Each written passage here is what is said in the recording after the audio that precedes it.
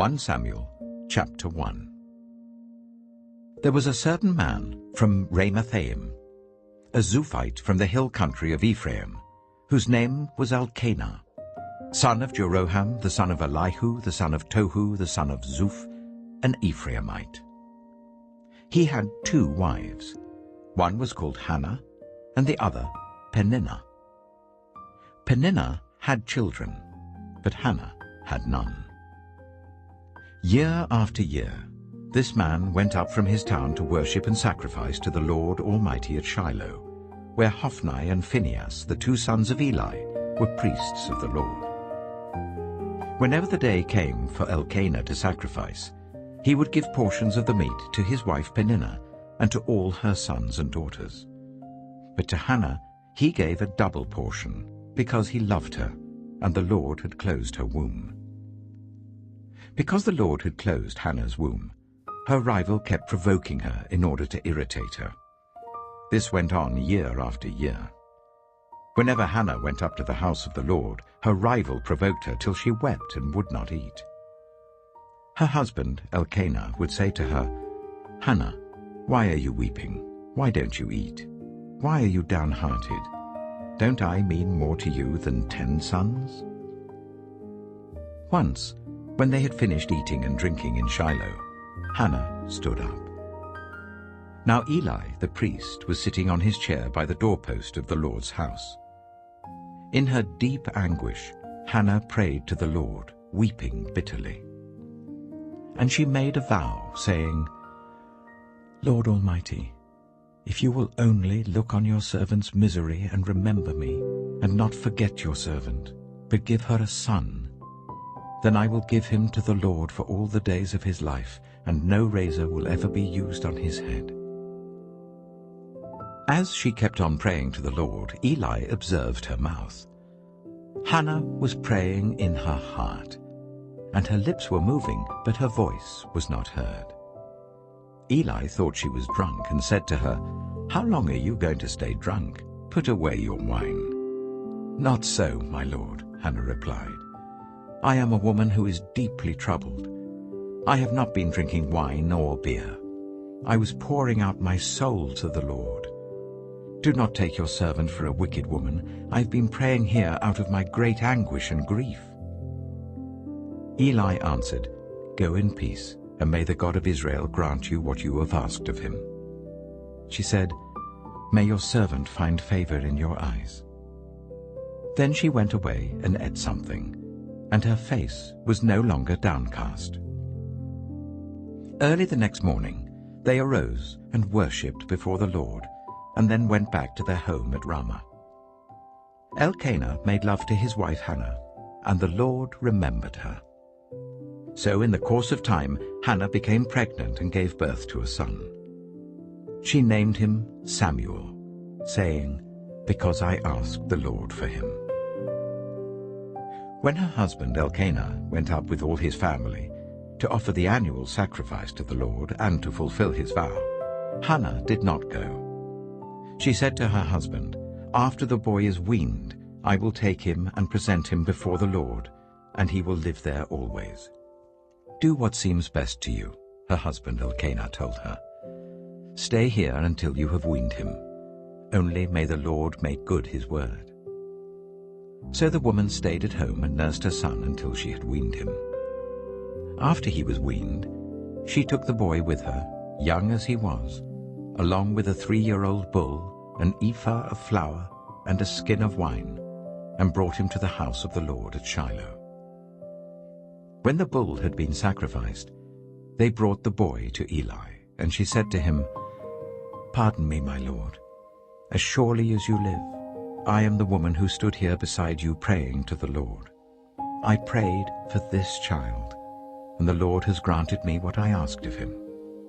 So now I give him to the Lord. For his whole life he shall be given over to the Lord." And he worshipped the Lord there. 1 Samuel chapter 2. Then Hannah prayed and said, "My heart rejoices in the Lord. In the Lord my horn is lifted high. My mouth boasts over my enemies, for I delight in your deliverance. There is no one holy like the Lord. There is no one besides you. There is no rock like our God. Do not keep talking so proudly, or let your mouth speak such arrogance. For the Lord is a God who knows, and by him deeds are weighed. The bows of the warriors are broken, but those who stumbled are armed with strength. Those who were full hire themselves out for food, but those who were hungry are hungry no more. She who was barren has borne 7 children, but she who has had many sons pines away. The Lord brings death and makes alive. He brings down to the grave and raises up. The Lord sends poverty and wealth. He humbles and he exalts. He raises the poor from the dust and lifts the needy from the ash heap. He seats them with princes and makes them inherit a throne of honor. For the foundations of the earth are the Lord's. On them he has set the world. He will guard the feet of his faithful servants, but the wicked will be silenced in the place of darkness. It is not by strength that one prevails. Those who oppose the Lord will be broken. The Most High will thunder from heaven. The Lord will judge the ends of the earth. He will give strength to his king and exalt the horn of his anointed. Then Elkanah went home to Ramah, but the boy ministered before the Lord under Eli the priest. Eli's sons were scoundrels. They had no regard for the Lord. Now it was the practice of the priests that whenever any of the people offered a sacrifice, the priest's servant would come with a 3-pronged fork in his hand while the meat was being boiled, and would plunge the fork into the pan or kettle or cauldron or pot. Whatever the fork brought up, the priest would take for himself. This is how they treated all the Israelites who came to Shiloh. But even before the fat was burned, the priest's servant would come and say to the person who was sacrificing, "Give the priest some meat to roast. He won't accept boiled meat from you, but only raw." If the person said to him, "Let the fat be burned first, and then take whatever you want," the servant would answer, "No, hand it over now. If you don't, I'll take it by force." This sin of the young men was very great in the Lord's sight, for they were treating the Lord's offering with contempt. But Samuel was ministering before the Lord, a boy wearing a linen ephod. Each year his mother made him a little robe and took it to him, when she went up with her husband to offer the annual sacrifice. Eli would bless Elkanah and his wife, saying, "May the Lord give you children by this woman to take the place of the one she prayed for and gave to the Lord." Then they would go home. And the Lord was gracious to Hannah. She gave birth to 3 sons and 2 daughters. Meanwhile, the boy Samuel grew up in the presence of the Lord. Now Eli, who was very old, heard about everything his sons were doing to all Israel, and how they slept with the women who served at the entrance to the tent of meeting. So he said to them, "Why do you do such things? I hear from all the people about these wicked deeds of yours. No, my sons, the report I hear spreading among the Lord's people is not good. If one person sins against another, God may mediate for the offender. But if anyone sins against the Lord, who will intercede for them?" His sons, however, did not listen to their father's rebuke, for it was the Lord's will to put them to death. And the boy Samuel continued to grow in stature and in favor with the Lord and with people. Now a man of God came to Eli and said to him, "This is what the Lord says. Did I not clearly reveal myself to your ancestors' family when they were in Egypt under Pharaoh? I chose your ancestor out of all the tribes of Israel to be my priest, to go up to my altar, to burn incense, and to wear an ephod in my presence. I also gave your ancestors' family all the food offerings presented by the Israelites. Why do you scorn my sacrifice and offering that I prescribed for my dwelling? Why do you honor your sons more than me, by fattening yourselves on the choice parts of every offering made by my people Israel? Therefore the Lord, the God of Israel, declares, I promised that members of your family would minister before me forever. But now the Lord declares, far be it from me. Those who honor me, I will honor, but those who despise me will be disdained. The time is coming when I will cut short your strength and the strength of your priestly house, so that no one in it will reach old age, and you will see distress in my dwelling. Although good will be done to Israel, no one in your family line will ever reach old age. Every one of you that I do not cut off from serving at my altar, I will spare only to destroy your sight and sap your strength, and all your descendants will die in the prime of life. And what happens to your 2 sons, Hophni and Phinehas, will be assigned to you. They will both die on the same day. I will raise up for myself a faithful priest, who will do according to what is in my heart and mind. I will firmly establish his priestly house, and they will minister before my anointed one always. Then everyone left in your family line will come and bow down before him for a piece of silver and a loaf of bread, and plead, appoint me to some priestly office, so that I can have food to eat. 1 Samuel chapter 3. The boy Samuel ministered before the Lord under Eli. In those days the word of the Lord was rare. There were not many visions. One night, Eli, whose eyes were becoming so weak that he could barely see, was lying down in his usual place. The lamp of God had not yet gone out, and Samuel was lying down in the house of the Lord where the ark of God was. Then the Lord called Samuel. Samuel answered, Here I am. And he ran to Eli and said, Here I am, you called me. But Eli said, I did not call. Go back and lie down. So he went and lay down. Again the Lord called Samuel. Then Samuel got up and went to Eli and said, Here I am, you called me. My son, Eli said, I did not call. Go back and lie down. Now Samuel did not yet know the Lord. The word of the Lord had not yet been revealed to him. A third time the Lord called, Samuel. And Samuel got up and went to Eli and said, Here I am, you called me. Then Eli realized that the Lord was calling the boy. So Eli told Samuel, Go and lie down, and if he calls you, say, Speak, Lord, for your servant is listening. So Samuel went and lay down in his place. The Lord came and stood there, calling as at the other times, Samuel, Samuel. Then Samuel said, Speak, for your servant is listening. And the Lord said to Samuel, See, I am about to do something in Israel that will make the ears of everyone who hears about it tingle. At that time, I will carry out against Eli everything I spoke against his family, from beginning to end. For I told him that I would judge his family forever, because of the sin he knew about. His sons uttered blasphemies against God, and he failed to restrain them. Therefore I swore to the house of Eli, the guilt of Eli's house will never be atoned for by sacrifice or offering. Samuel lay down until morning, and then opened the doors of the house of the Lord.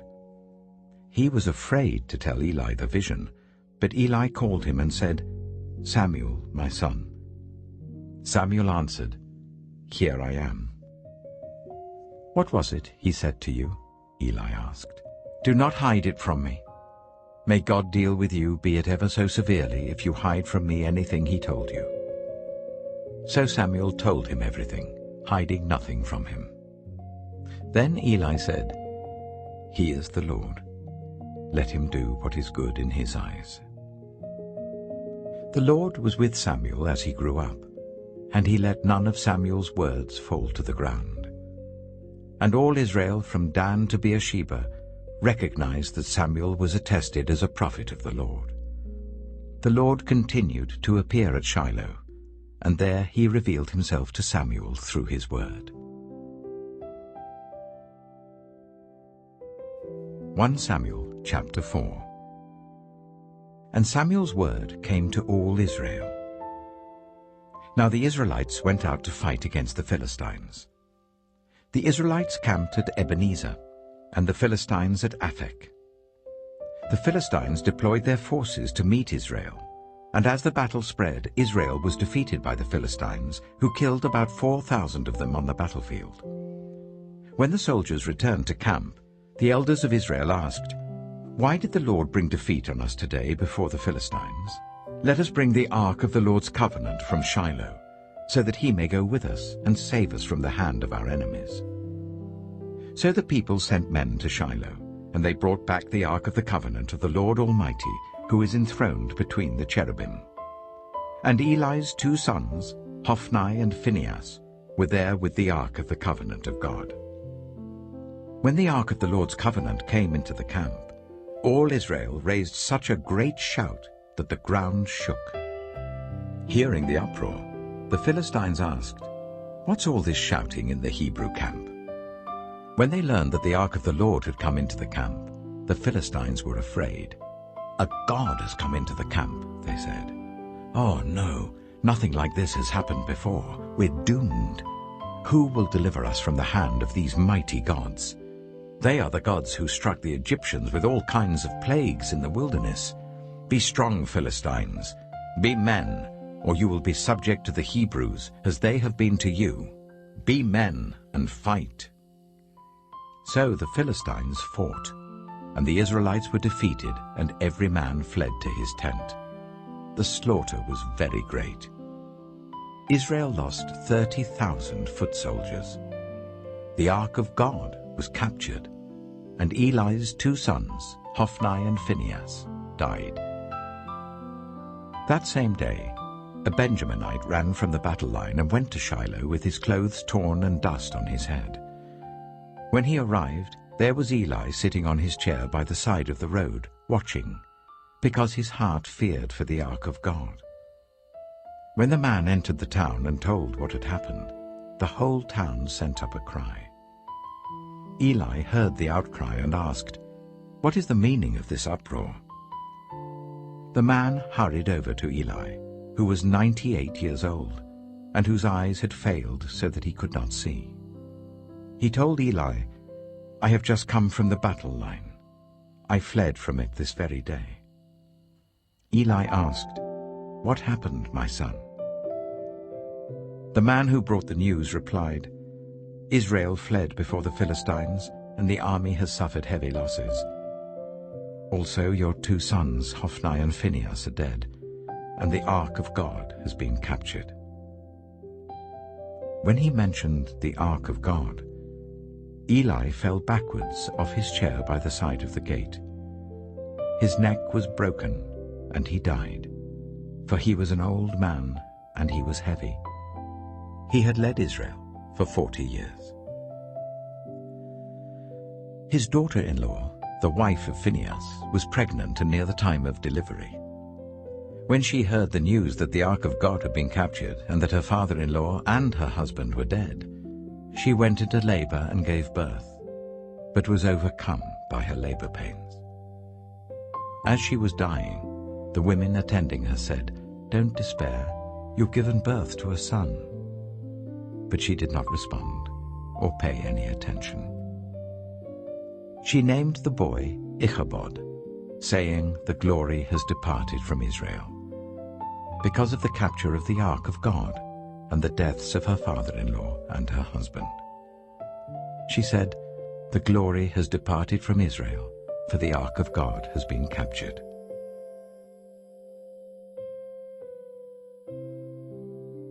(1 Samuel chapter 5).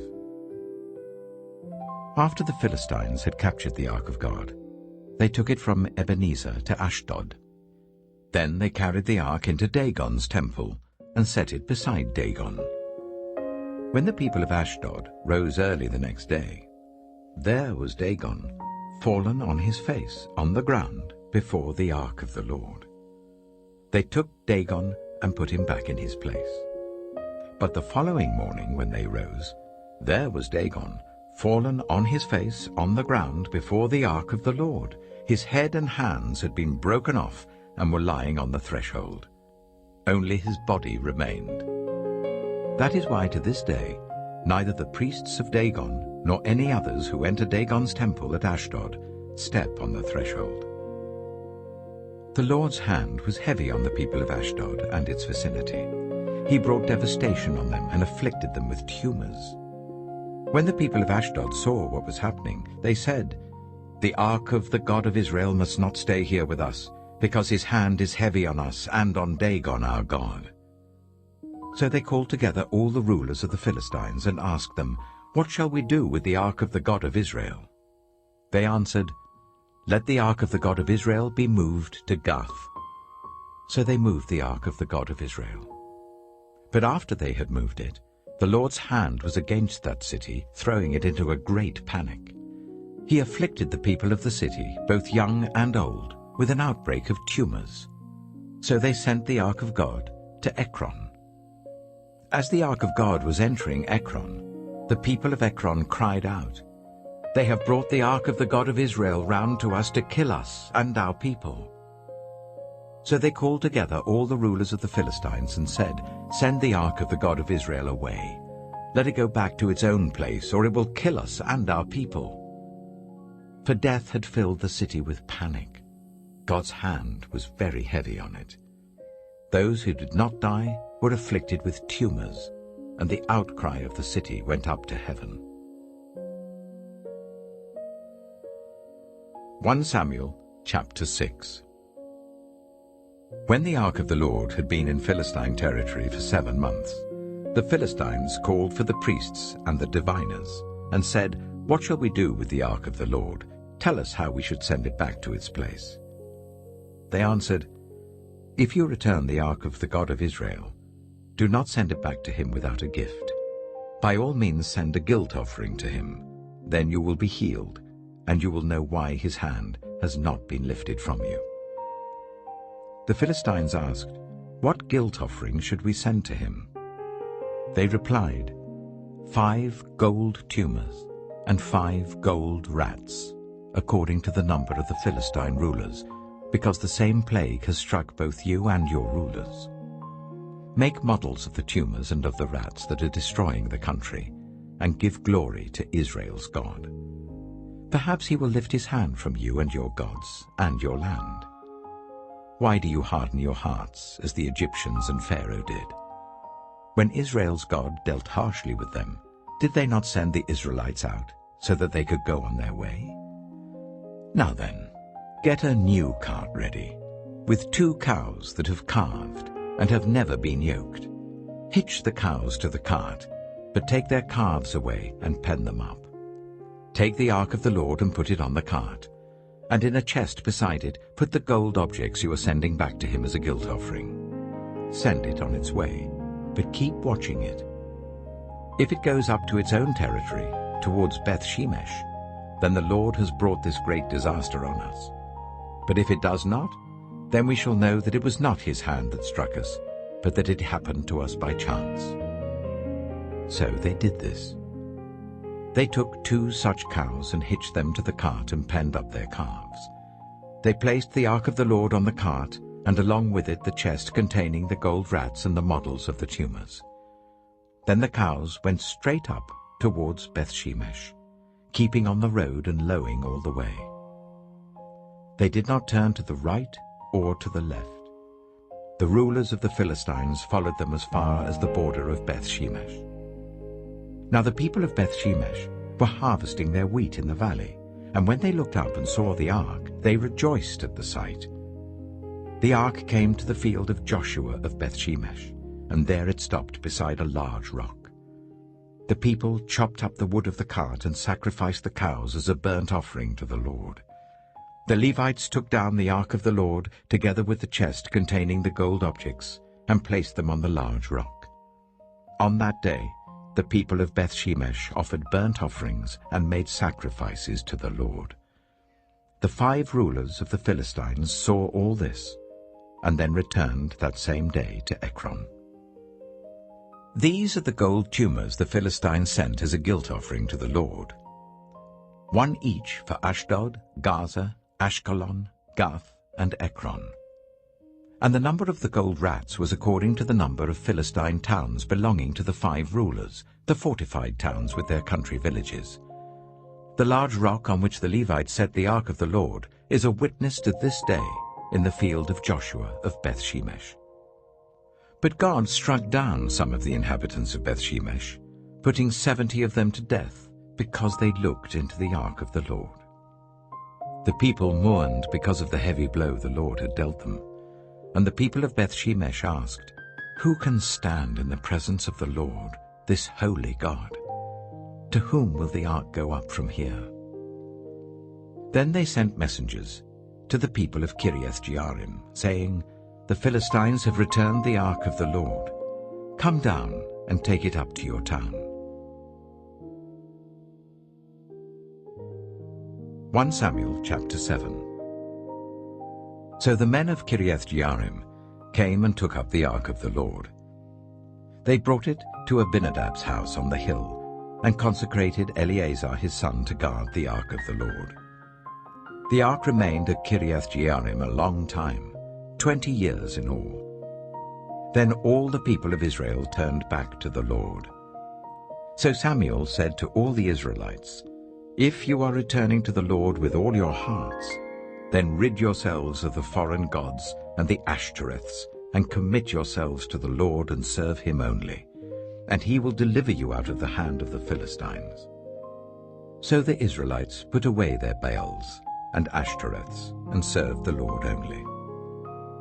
Then Samuel said, "Assemble all Israel at Mizpah, and I will intercede with the Lord for you." When they had assembled at Mizpah, they drew water and poured it out before the Lord. On that day they fasted, and there they confessed, "We have sinned against the Lord." Now Samuel was serving as leader of Israel at Mizpah. When the Philistines heard that Israel had assembled at Mizpah, the rulers of the Philistines came up to attack them. When the Israelites heard of it, they were afraid because of the Philistines.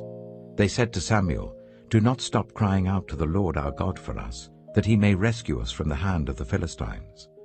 Then Samuel took a suckling lamb and sacrificed it as a whole burnt offering to the Lord. He cried out to the Lord on Israel's behalf, and the Lord answered him. While Samuel was sacrificing the burnt offering, the Philistines drew near to engage Israel in battle.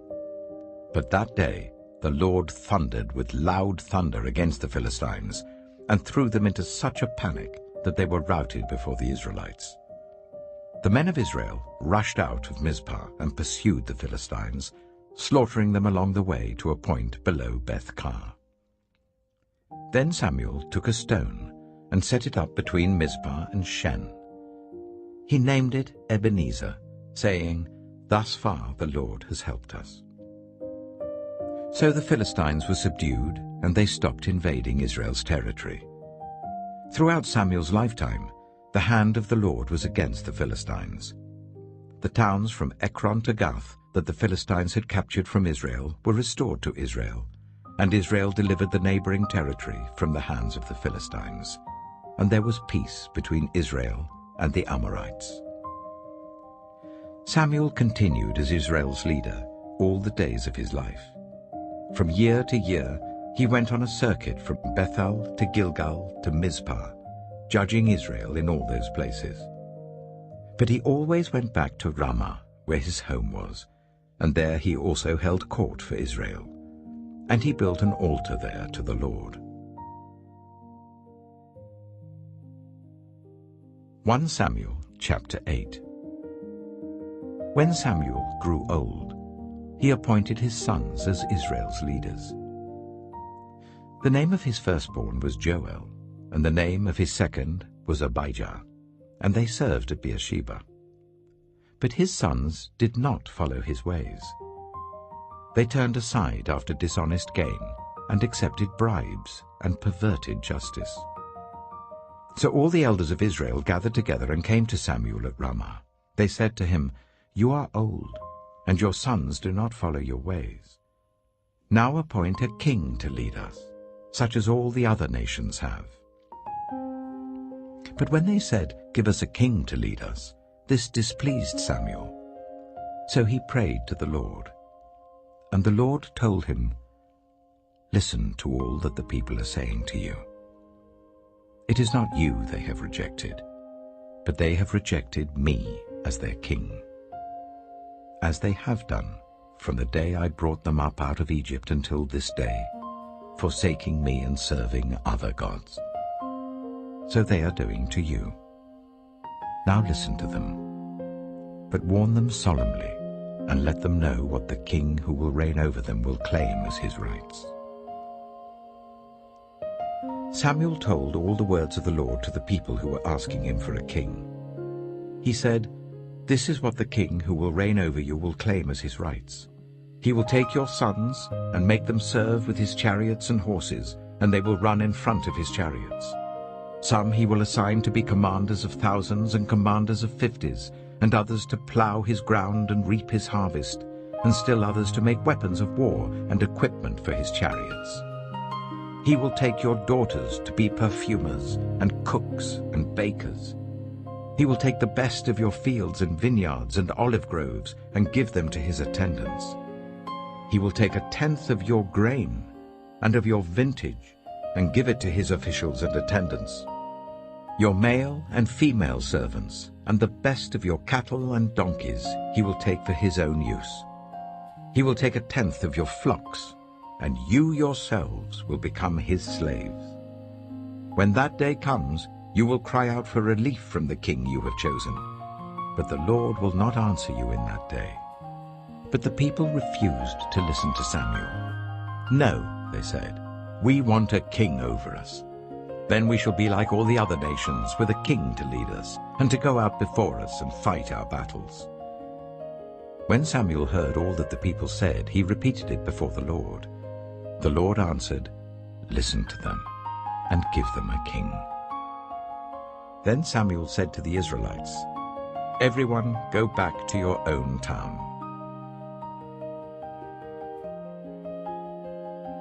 1 Samuel chapter 9.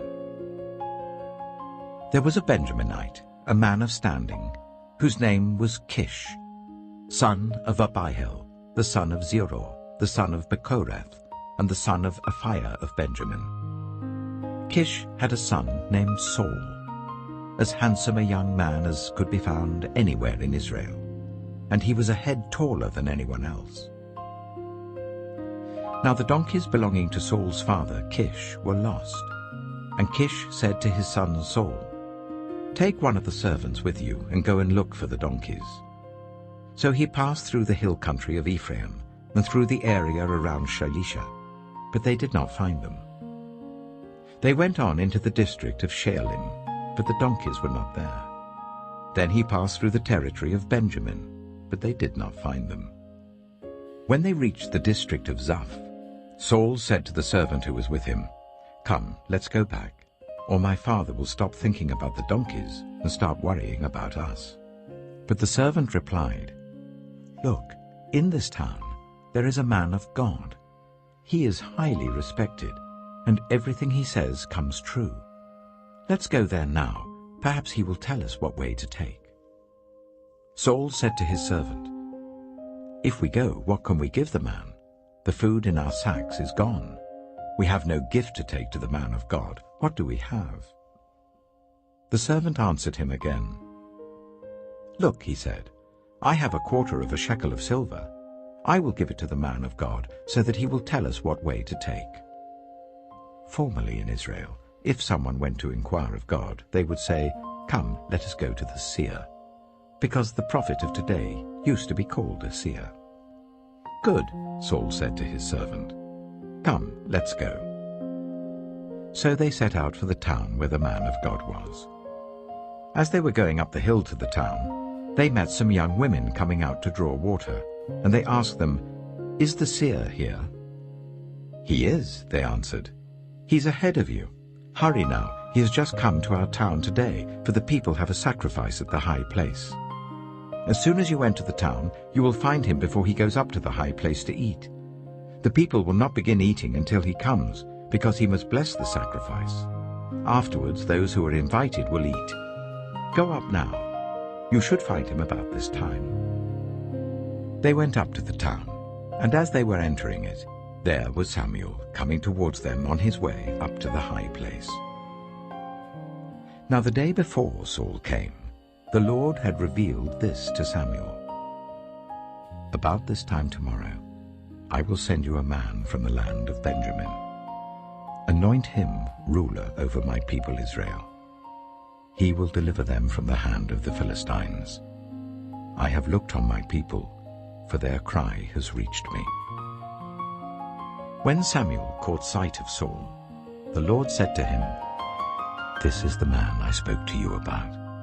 He will govern my people." Saul approached Samuel in the gateway and asked, "Would you please tell me where the seer's house is?" "I am the seer," Samuel replied. "Go up ahead of me to the high place, for today you are to eat with me. And in the morning I will send you on your way and will tell you all that is in your heart. As for the donkeys you lost 3 days ago, do not worry about them. They have been found. And to whom is all the desire of Israel turned, if not to you and your whole family line?" Saul answered, "But am I not a Benjaminite, from the smallest tribe of Israel?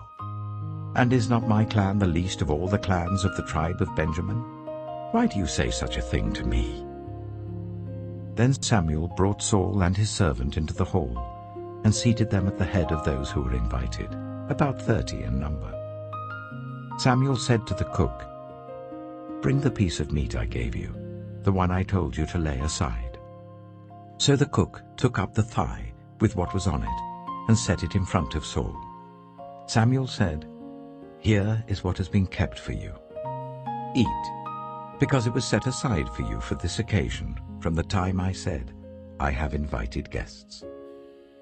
And Saul dined with Samuel that day. After they came down from the high place to the town, Samuel talked with Saul on the roof of his house. They rose about daybreak, and Samuel called to Saul on the roof, "Get ready, and I will send you on your way." When Saul got ready, he and Samuel went outside together. As they were going down to the edge of the town, Samuel said to Saul, "Tell the servant to go on ahead of us." And the servant did so. "But you stay here for a while, so that I may give you a message from God." 1 Samuel chapter 10. Then Samuel took a flask of olive oil and poured it on Saul's head and kissed him, saying, "Has not the Lord anointed you ruler over his inheritance? When you leave me today, you will meet 2 men near Rachel's tomb at Zelzah, on the border of Benjamin. They will say to you, 'The donkeys you set out to look for have been found.'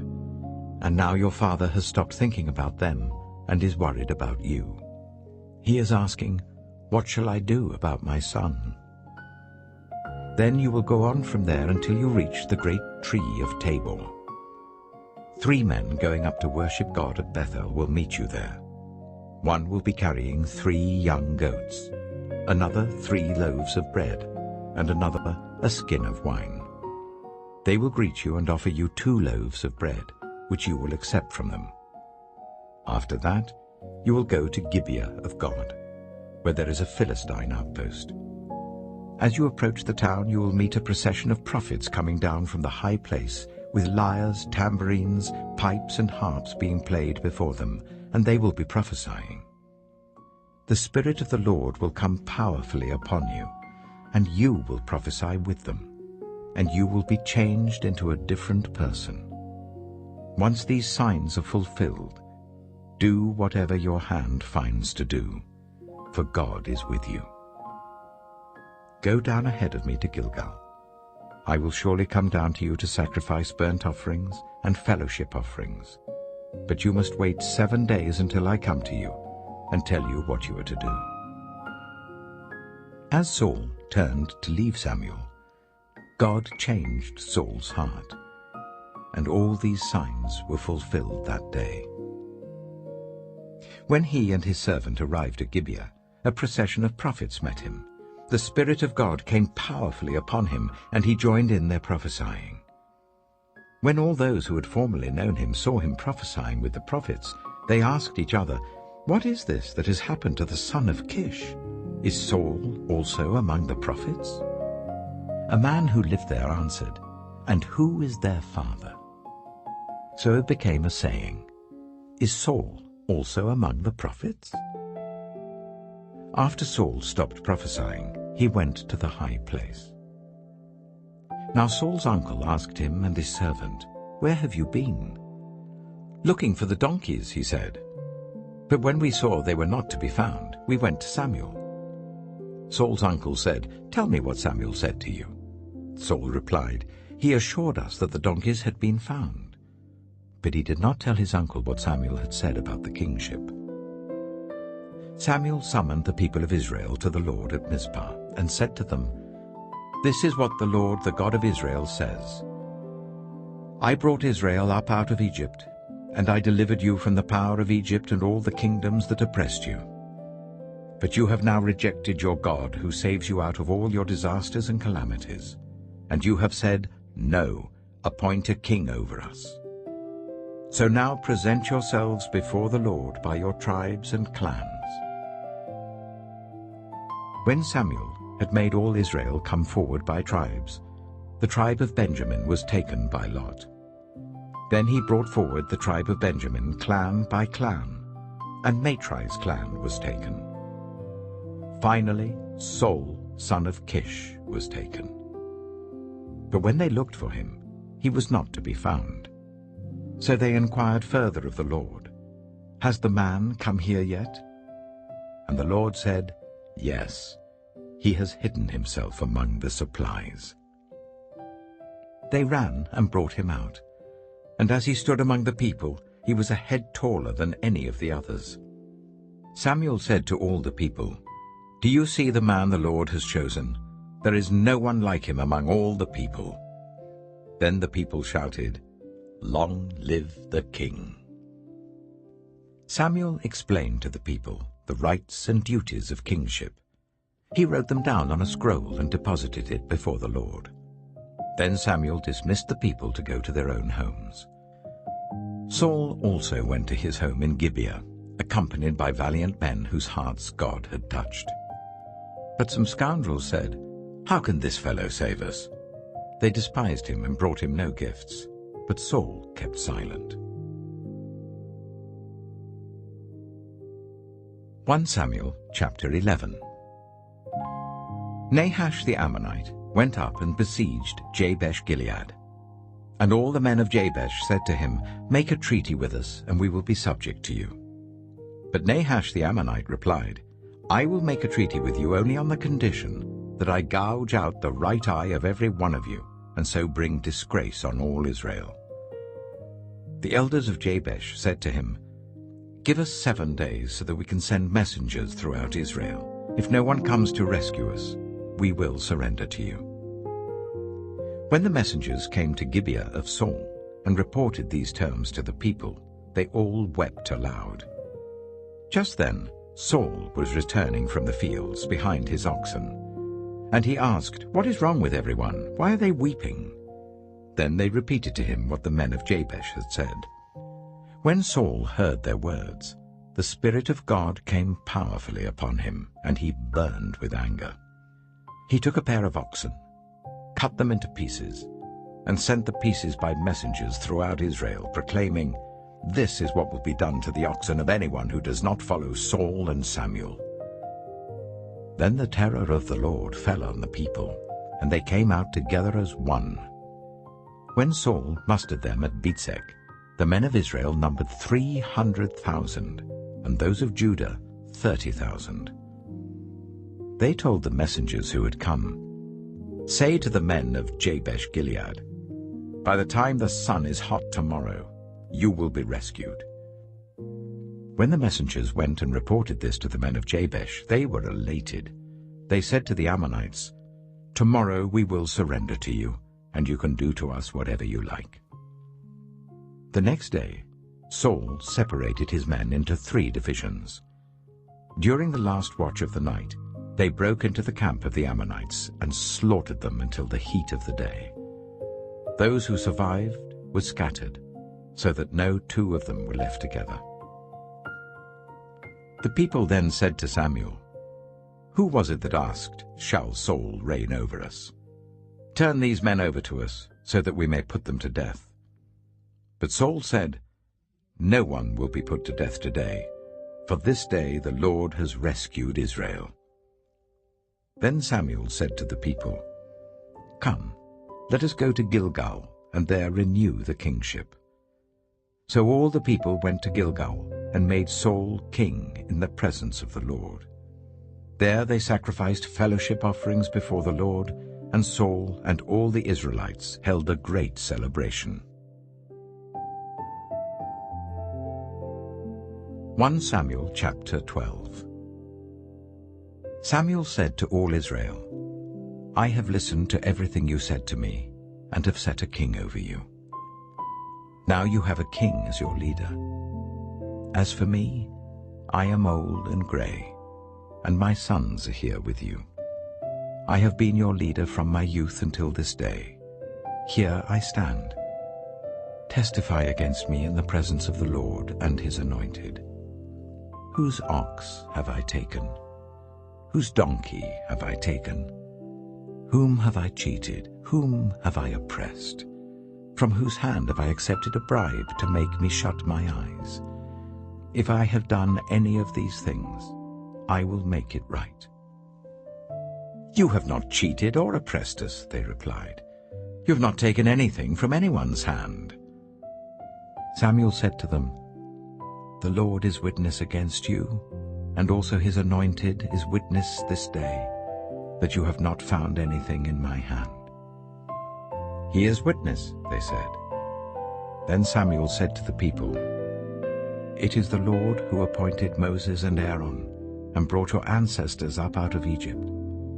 Now then, stand here, because I'm going to confront you with evidence before the Lord as to all the righteous acts performed by the Lord for you and your ancestors. After Jacob entered Egypt, they cried to the Lord for help, and the Lord sent Moses and Aaron, who brought your ancestors out of Egypt and settled them in this place. But they forgot the Lord their God.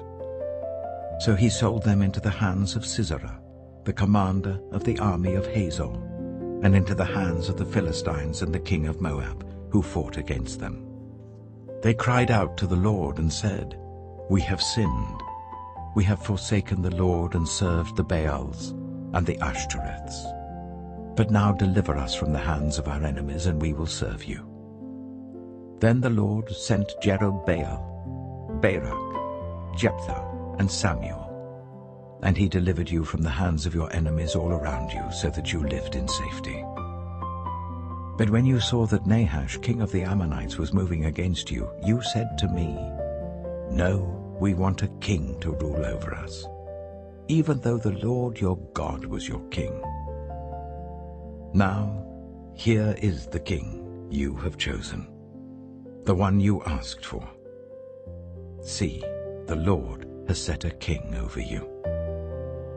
If you fear the Lord and serve and obey him and do not rebel against his commands, and if both you and the king who reigns over you follow the Lord your God, good. But if you do not obey the Lord, and if you rebel against his commands, his hand will be against you as it was against your ancestors.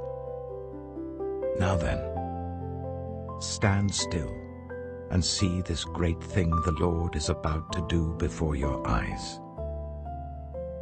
Is not wheat harvest now?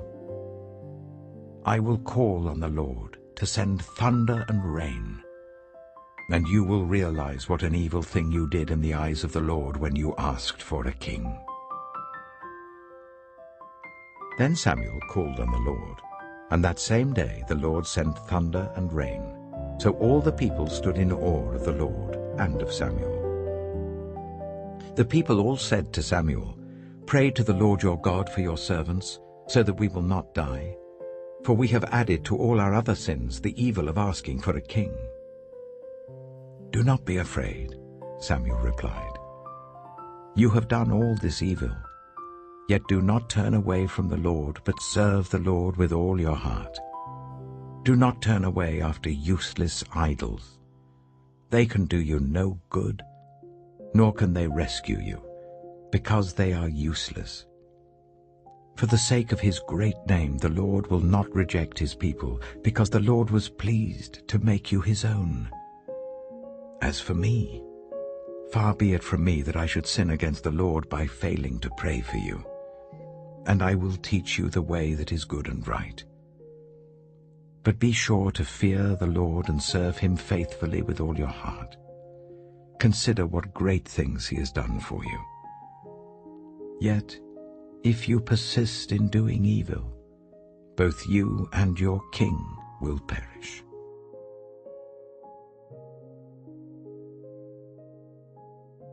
Samuel chapter 13. Saul was 30 years old when he became king, and he reigned over Israel for 42 years. Saul chose 3,000 men from Israel.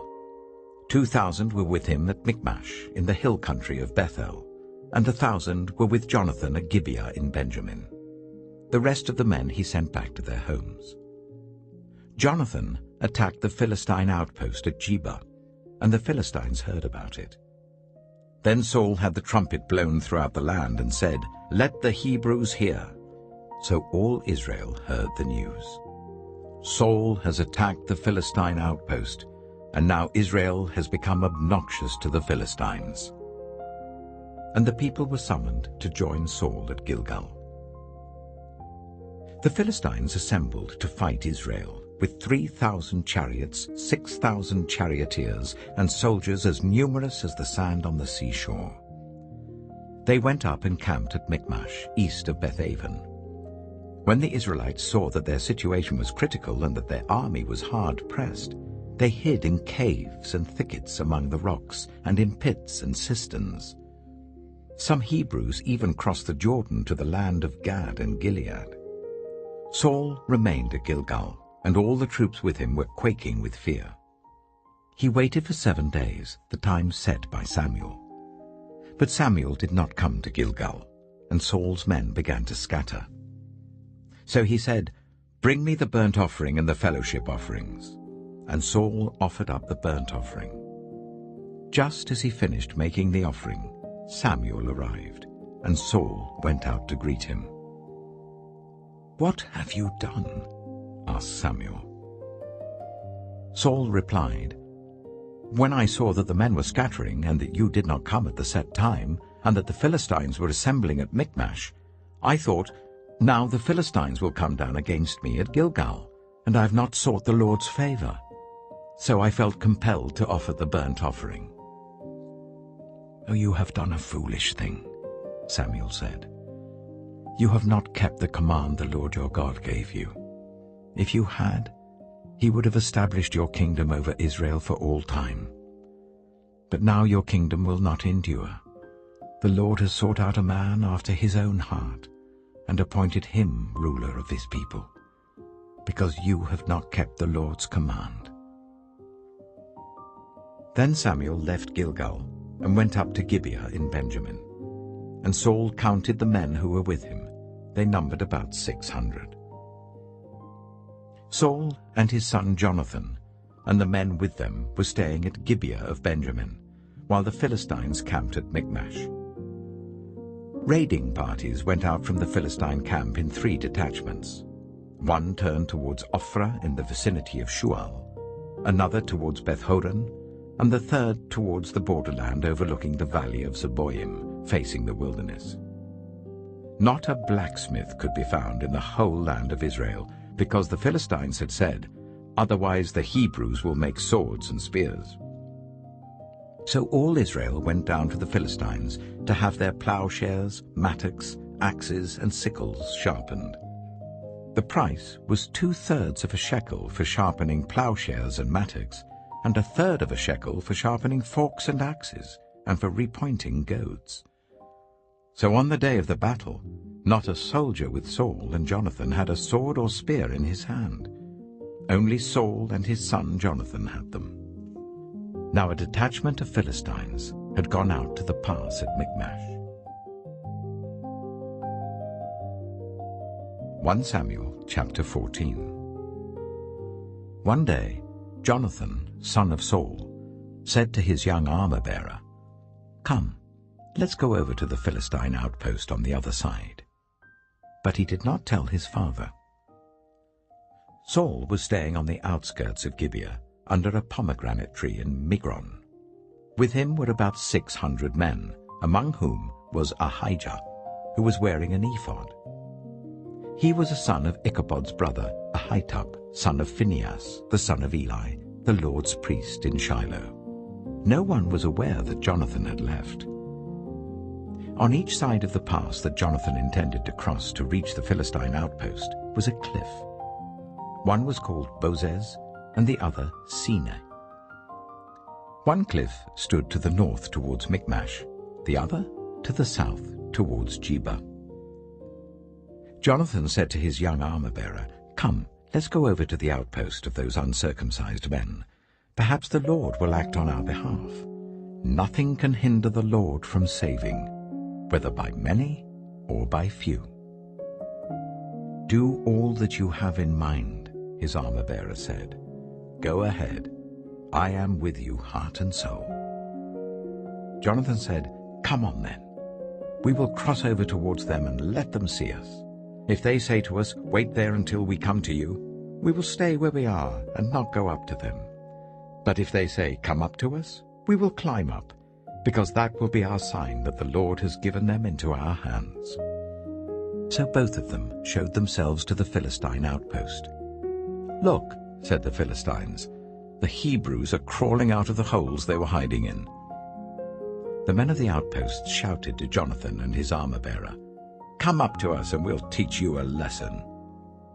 So Jonathan said to his armor-bearer, "Climb up after me. The Lord has given them into the hand of Israel." Jonathan climbed up using his hands and feet, with his armor-bearer right behind him. The Philistines fell before Jonathan, and his armor-bearer followed and killed behind him. In that first attack, Jonathan and his armor-bearer killed some 20 men in an area of about half an acre. Then panic struck the whole army, those in the camp and field and those in the outposts and raiding parties, and the ground shook. It was a panic sent by God. Saul's lookouts at Gibeah in Benjamin saw the army melting away in all directions. Then Saul said to the men who were with him, "Muster the forces and see who has left us." When they did, it was Jonathan and his armor-bearer who were not there. Saul said to Ahijah, "Bring the ark of God." At that time it was with the Israelites. While Saul was talking to the priest, the tumult in the Philistine camp increased more and more. So Saul said to the priest, "Withdraw your hand." Then Saul and all his men assembled and went to the battle. They found the Philistines in total confusion, striking each other with their swords. Those Hebrews who had previously been with the Philistines and had gone up with them to their camp went over to the Israelites who were with Saul and Jonathan. When all the Israelites who had hidden in the hill country of Ephraim heard that the Philistines were on the run, they joined the battle in hot pursuit. So on that day the Lord saved Israel, and the battle moved on beyond Beth-aven. Now the Israelites were in distress that day, because Saul had bound the people under an oath, saying, "Cursed be anyone who eats food before evening comes, before I have avenged myself on my enemies." So none of the troops tasted food. The entire army entered the woods, and there was honey on the ground.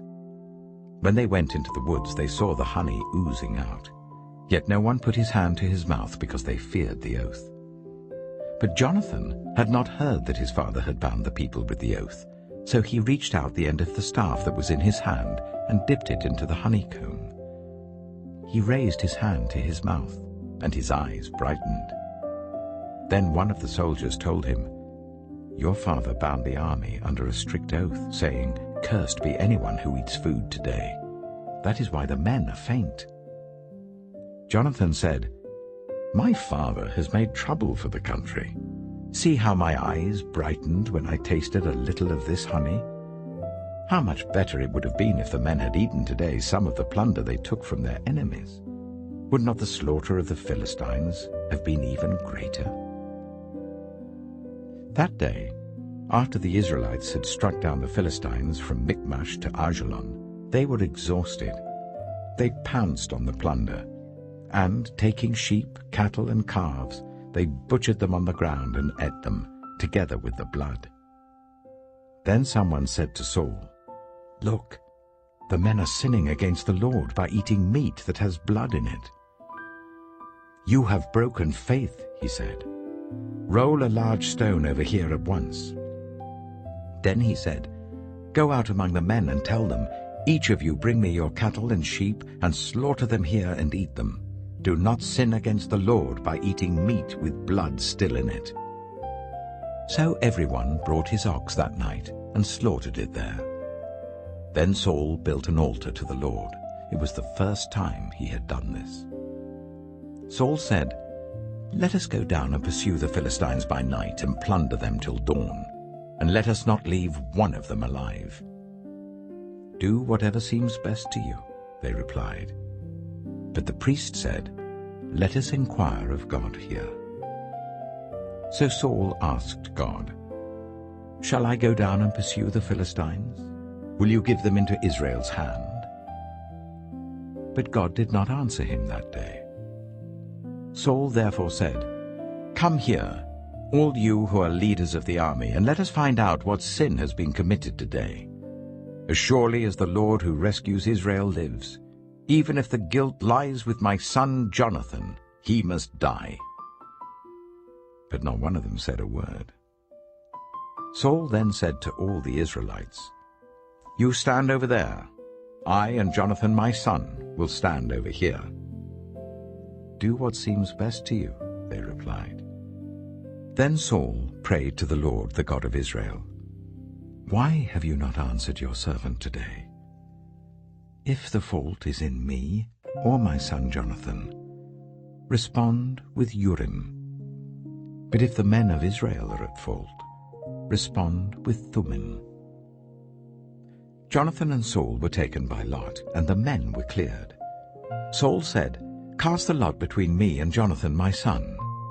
And Jonathan was taken.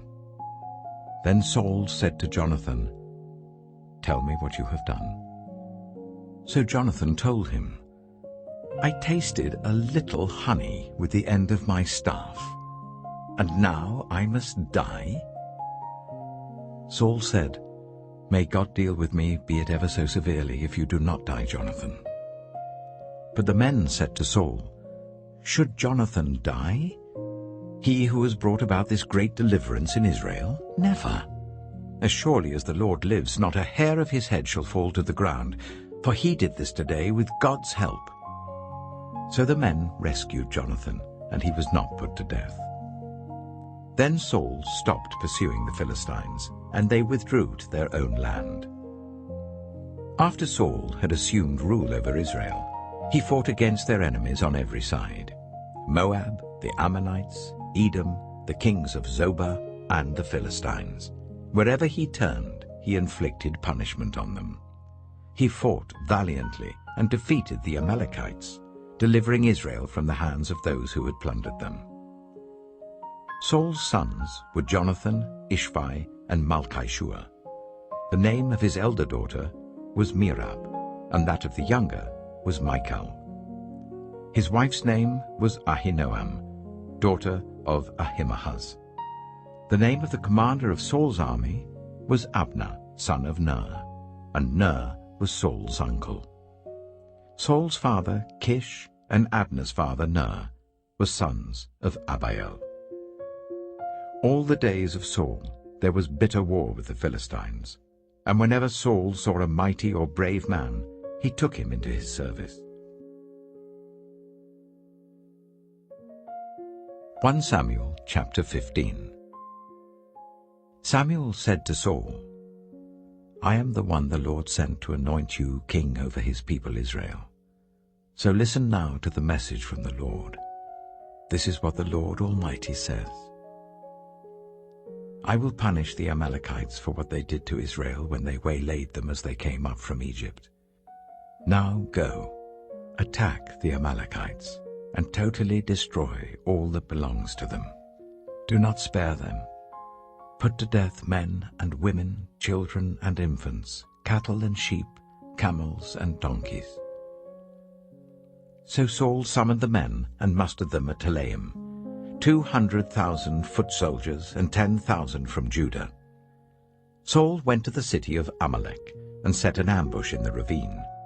Then he said to the Kenites, Go away, leave the Amalekites, so that I do not destroy you along with them. For you showed kindness to all the Israelites when they came up out of Egypt. So the Kenites moved away from the Amalekites. Then Saul attacked the Amalekites all the way from Havilah to Shur, near the eastern border of Egypt. He took Agag, king of the Amalekites, alive, and all his people he totally destroyed with the sword. But Saul and the army spared Agag, and the best of the sheep and cattle, the fat calves and lambs, everything that was good. These they were unwilling to destroy completely, but everything that was despised and weak they totally destroyed. Then the word of the Lord came to Samuel. I regret that I have made Saul king, because he has turned away from me and has not carried out my instructions. Samuel was angry, and he cried out to the Lord all that night. Early in the morning, Samuel got up and went to meet Saul, but he was told, Saul has gone to Carmel. There he has set up a monument in his own honor, and has turned and gone on down to Gilgal. When Samuel reached him, Saul said, The Lord bless you. I have carried out the Lord's instructions. But Samuel said, What then is this bleating of sheep in my ears? What is this lowing of cattle that I hear? Saul answered, The soldiers brought them from the Amalekites. They spared the best of the sheep and cattle to sacrifice to the Lord your God, but we totally destroyed the rest. Enough, Samuel said to Saul. Let me tell you what the Lord said to me last night. Tell me, Saul replied. Samuel said, Although you were once small in your own eyes, did you not become the head of the tribes of Israel? The Lord anointed you king over Israel, and he sent you on a mission, saying, Go and completely destroy those wicked people, the Amalekites. Wage war against them until you have wiped them out. Why did you not obey the Lord? Why did you pounce on the plunder and do evil in the eyes of the Lord? But I did obey the Lord, Saul said.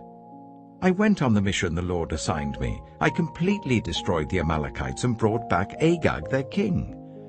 The soldiers took sheep and cattle from the plunder, the best of what was devoted to God, in order to sacrifice them to the Lord your God at Gilgal. But Samuel replied, Does the Lord delight in burnt offerings and sacrifices as much as in obeying the Lord? To obey is better than sacrifice, and to heed is better than the fat of rams. For rebellion is like the sin of divination, and arrogance like the evil of idolatry. Because you have rejected the word of the Lord, he has rejected you as king. Then Saul said to Samuel, I have sinned. I violated the Lord's command and your instructions. I was afraid of the men, and so I gave in to them. Now I beg you, forgive my sin and come back with me, so that I may worship the Lord. But Samuel said to him, I will not go back with you. You have rejected the word of the Lord, and the Lord has rejected you as king over Israel."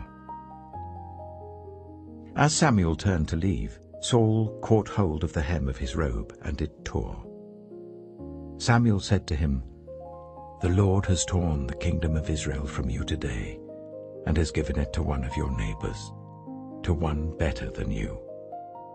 He who is the glory of Israel does not lie or change his mind, for he is not a human being that he should change his mind."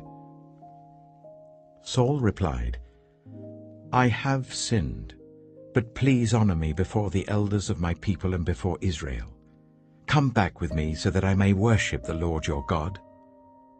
So Samuel went back with Saul, and Saul worshipped the Lord. Then Samuel said, "Bring me Agag, king of the Amalekites."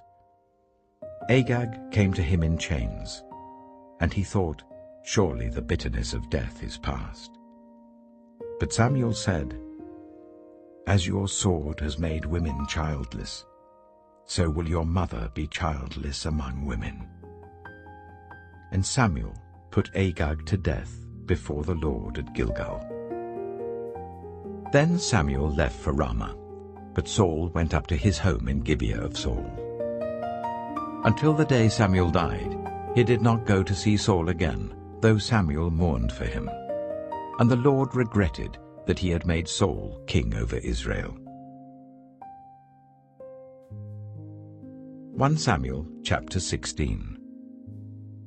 The Lord said to Samuel, "How long will you mourn for Saul, since I have rejected him as king over Israel? Fill your horn with oil and be on your way. I am sending you to Jesse of Bethlehem. I have chosen one of his sons to be king." But Samuel said, "How can I go? If Saul hears about it, he will kill me." The Lord said, "Take a heifer with you and say, 'I have come to sacrifice to the Lord.' Invite Jesse to the sacrifice, and I will show you what to do. You are to anoint for me the one I indicate." Samuel did what the Lord said. When he arrived at Bethlehem, the elders of the town trembled when they met him. They asked, "Do you come in peace?" Samuel replied, "Yes, in peace. I have come to sacrifice to the Lord. Consecrate yourselves and come to the sacrifice with me." Then he consecrated Jesse and his sons and invited them to the sacrifice.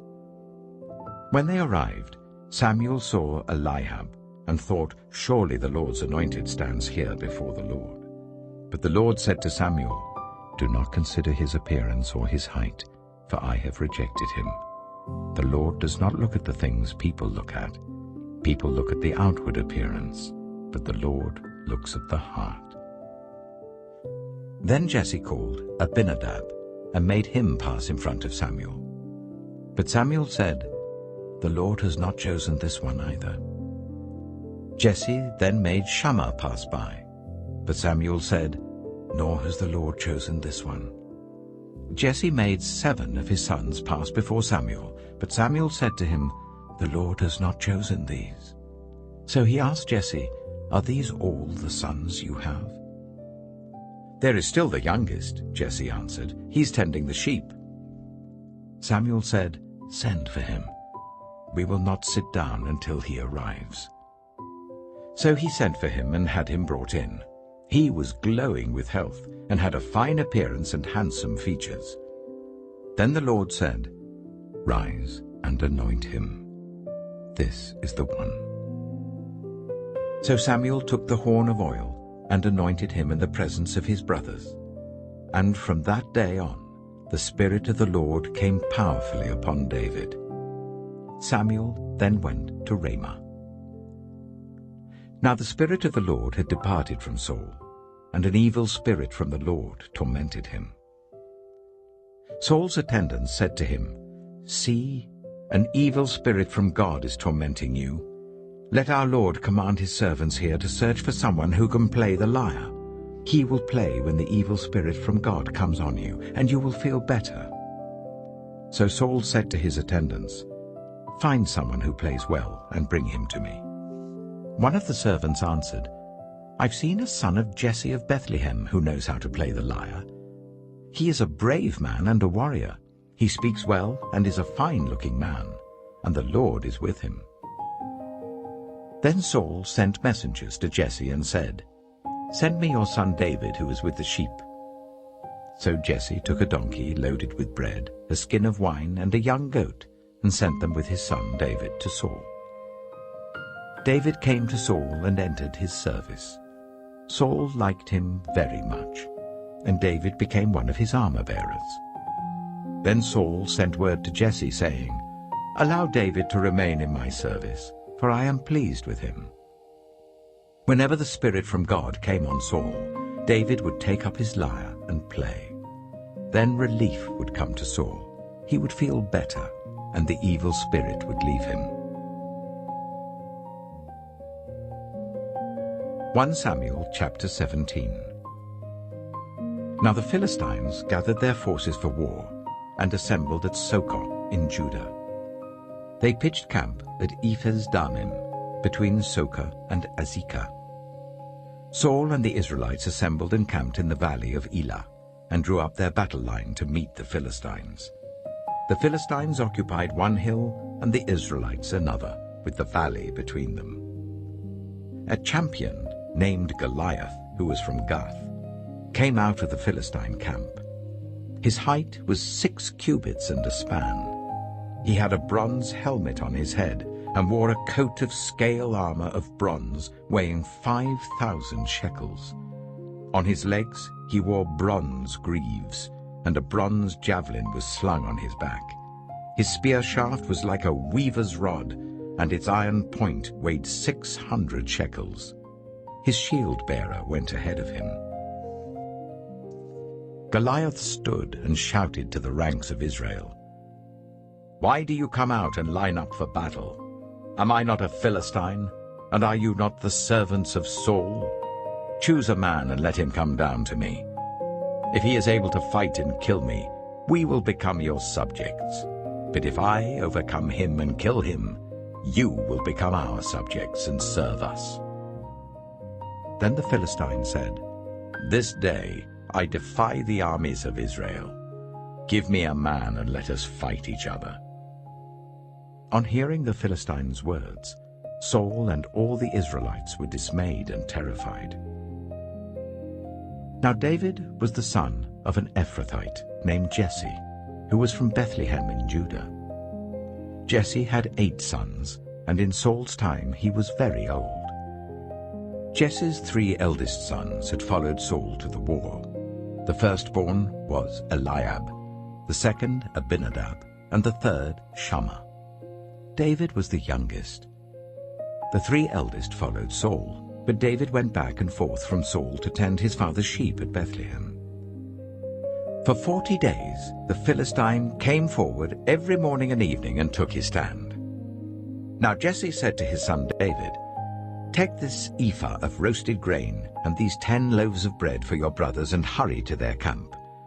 Take along these 10 cheeses to the commander of their unit. See how your brothers are and bring back some assurance from them. They are with Saul and all the men of Israel in the valley of Elah, fighting against the Philistines." Early in the morning, David left the flock in the care of a shepherd, loaded up and set out as Jesse had directed. He reached the camp as the army was going out to its battle positions, shouting the war cry.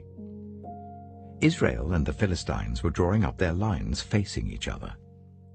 David left his things with the keeper of supplies, ran to the battle lines, and asked his brothers how they were.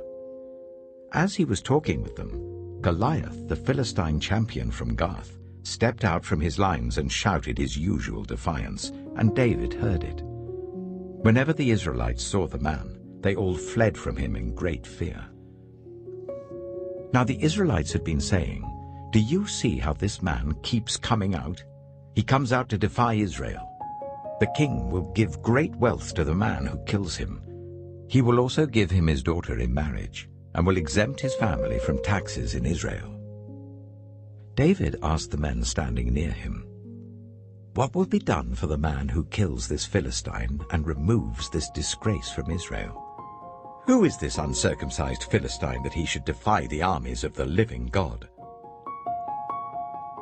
They repeated to him what they had been saying, and told him, "This is what will be done for the man who kills him." When Eliab, David's eldest brother, heard him speaking with the men, he burned with anger at him and asked, "Why have you come down here? And with whom did you leave those few sheep in the wilderness? I know how conceited you are and how wicked your heart is. You came down only to watch the battle." "Now what have I done?" said David. "Can't I even speak?" He then turned away to someone else and brought up the same matter, and the men answered him as before. What David said was overheard and reported to Saul, and Saul sent for him. David said to Saul, "Let no one lose heart on account of this Philistine. Your servant will go and fight him." Saul replied, "You are not able to go out against this Philistine and fight him. You're only a young man, and he has been a warrior from his youth." But David said to Saul, "Your servant has been keeping his father's sheep. When a lion or a bear came and carried off a sheep from the flock, I went after it, struck it, and rescued the sheep from its mouth. When it turned on me, I seized it by its hair, struck it, and killed it. Your servant has killed both the lion and the bear. This uncircumcised Philistine will be like one of them, because he has defied the armies of the living God. The Lord who rescued me from the paw of the lion and the paw of the bear will rescue me from the hand of this Philistine." Saul said to David, "Go, and the Lord be with you." Then Saul dressed David in his own tunic. He put a coat of armor on him and a bronze helmet on his head. David fastened on his sword over the tunic and tried walking around because he was not used to them. "I cannot go in these," he said to Saul, "because I'm not used to them." So he took them off. Then he took his staff in his hand, chose 5 smooth stones from the stream, put them in the pouch of his shepherd's bag, and with his sling in his hand, approached the Philistine. Meanwhile, the Philistine, with his shield-bearer in front of him, kept coming closer to David. He looked David over and saw that he was little more than a boy, glowing with health and handsome, and he despised him. He said to David, "Am I a dog, that you come at me with sticks?" And the Philistine cursed David by his gods. "Come here," he said, "and I'll give your flesh to the birds and the wild animals." David said to the Philistine, "You come against me with sword and spear and javelin, but I come against you in the name of the Lord Almighty, the God of the armies of Israel, whom you have defied. This day the Lord will deliver you into my hands, and I'll strike you down and cut off your head. This very day I will give the carcasses of the Philistine army to the birds and the wild animals, and the whole world will know that there is a God in Israel. All those gathered here will know that it is not by sword or spear that the Lord saves, for the battle is the Lord's, and he will give all of you into our hands." As the Philistine moved closer to attack him, David ran quickly towards the battle line to meet him. Reaching into his bag and taking out a stone, he slung it and struck the Philistine on the forehead. The stone sank into his forehead, and he fell face down on the ground. So David triumphed over the Philistine with a sling and a stone. Without a sword in his hand, he struck down the Philistine and killed him. David ran and stood over him. He took hold of the Philistine's sword and drew it from the sheath. After he killed him, he cut off his head with the sword. When the Philistines saw that their hero was dead, they turned and ran. Then the men of Israel and Judah surged forward with a shout and pursued the Philistines to the entrance of Gath and to the gates of Ekron. Their dead were strewn along the Shearaim road to Gath and Ekron. When the Israelites returned from chasing the Philistines, they plundered their camp. David took the Philistines' head and brought it to Jerusalem. He put the Philistines' weapons in his own tent. As Saul watched David going out to meet the Philistine, he said to Abner, commander of the army, "Abner, whose son is that young man?" Abner replied, "As surely as you live, your majesty, I don't know." The king said, "Find out whose son this young man is."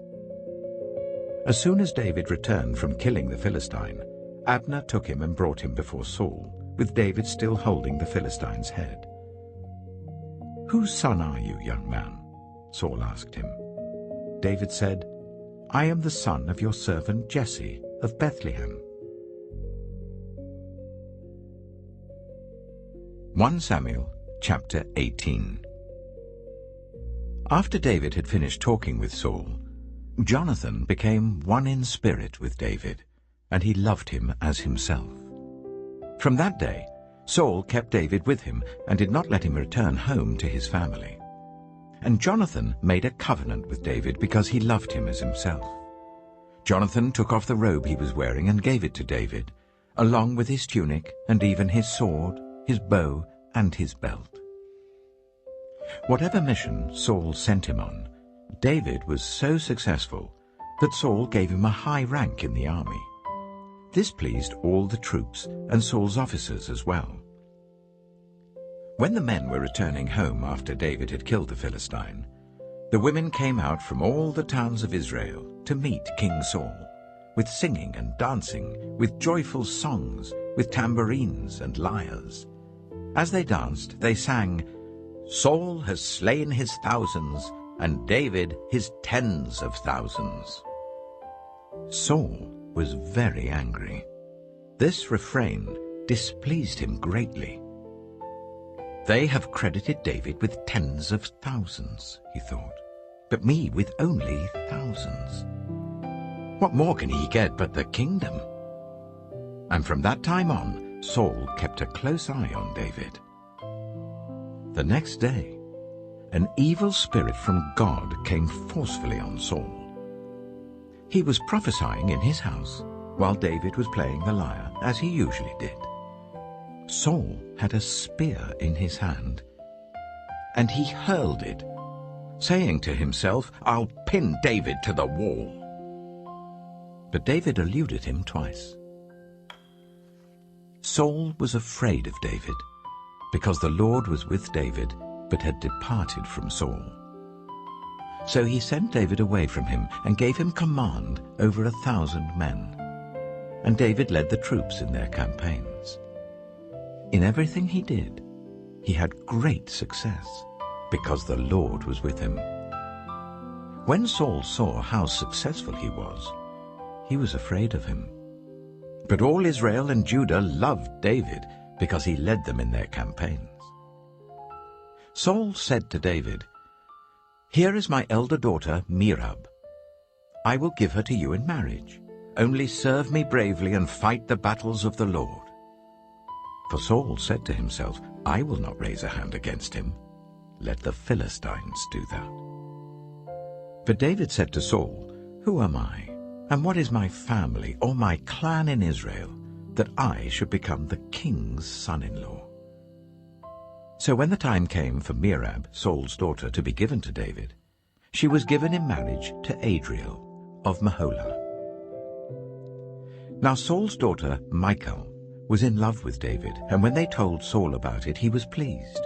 "I will give her to him," he thought, "so that she may be a snare to him, and so that the hand of the Philistines may be against him." So Saul said to David, "Now you have a second opportunity to become my son-in-law." Then Saul ordered his attendants, "Speak to David privately and say, 'Look, the king likes you, and his attendants all love you. Now become his son-in-law.'" They repeated these words to David, but David said, "Do you think it is a small matter to become the king's son-in-law? I'm only a poor man and little known."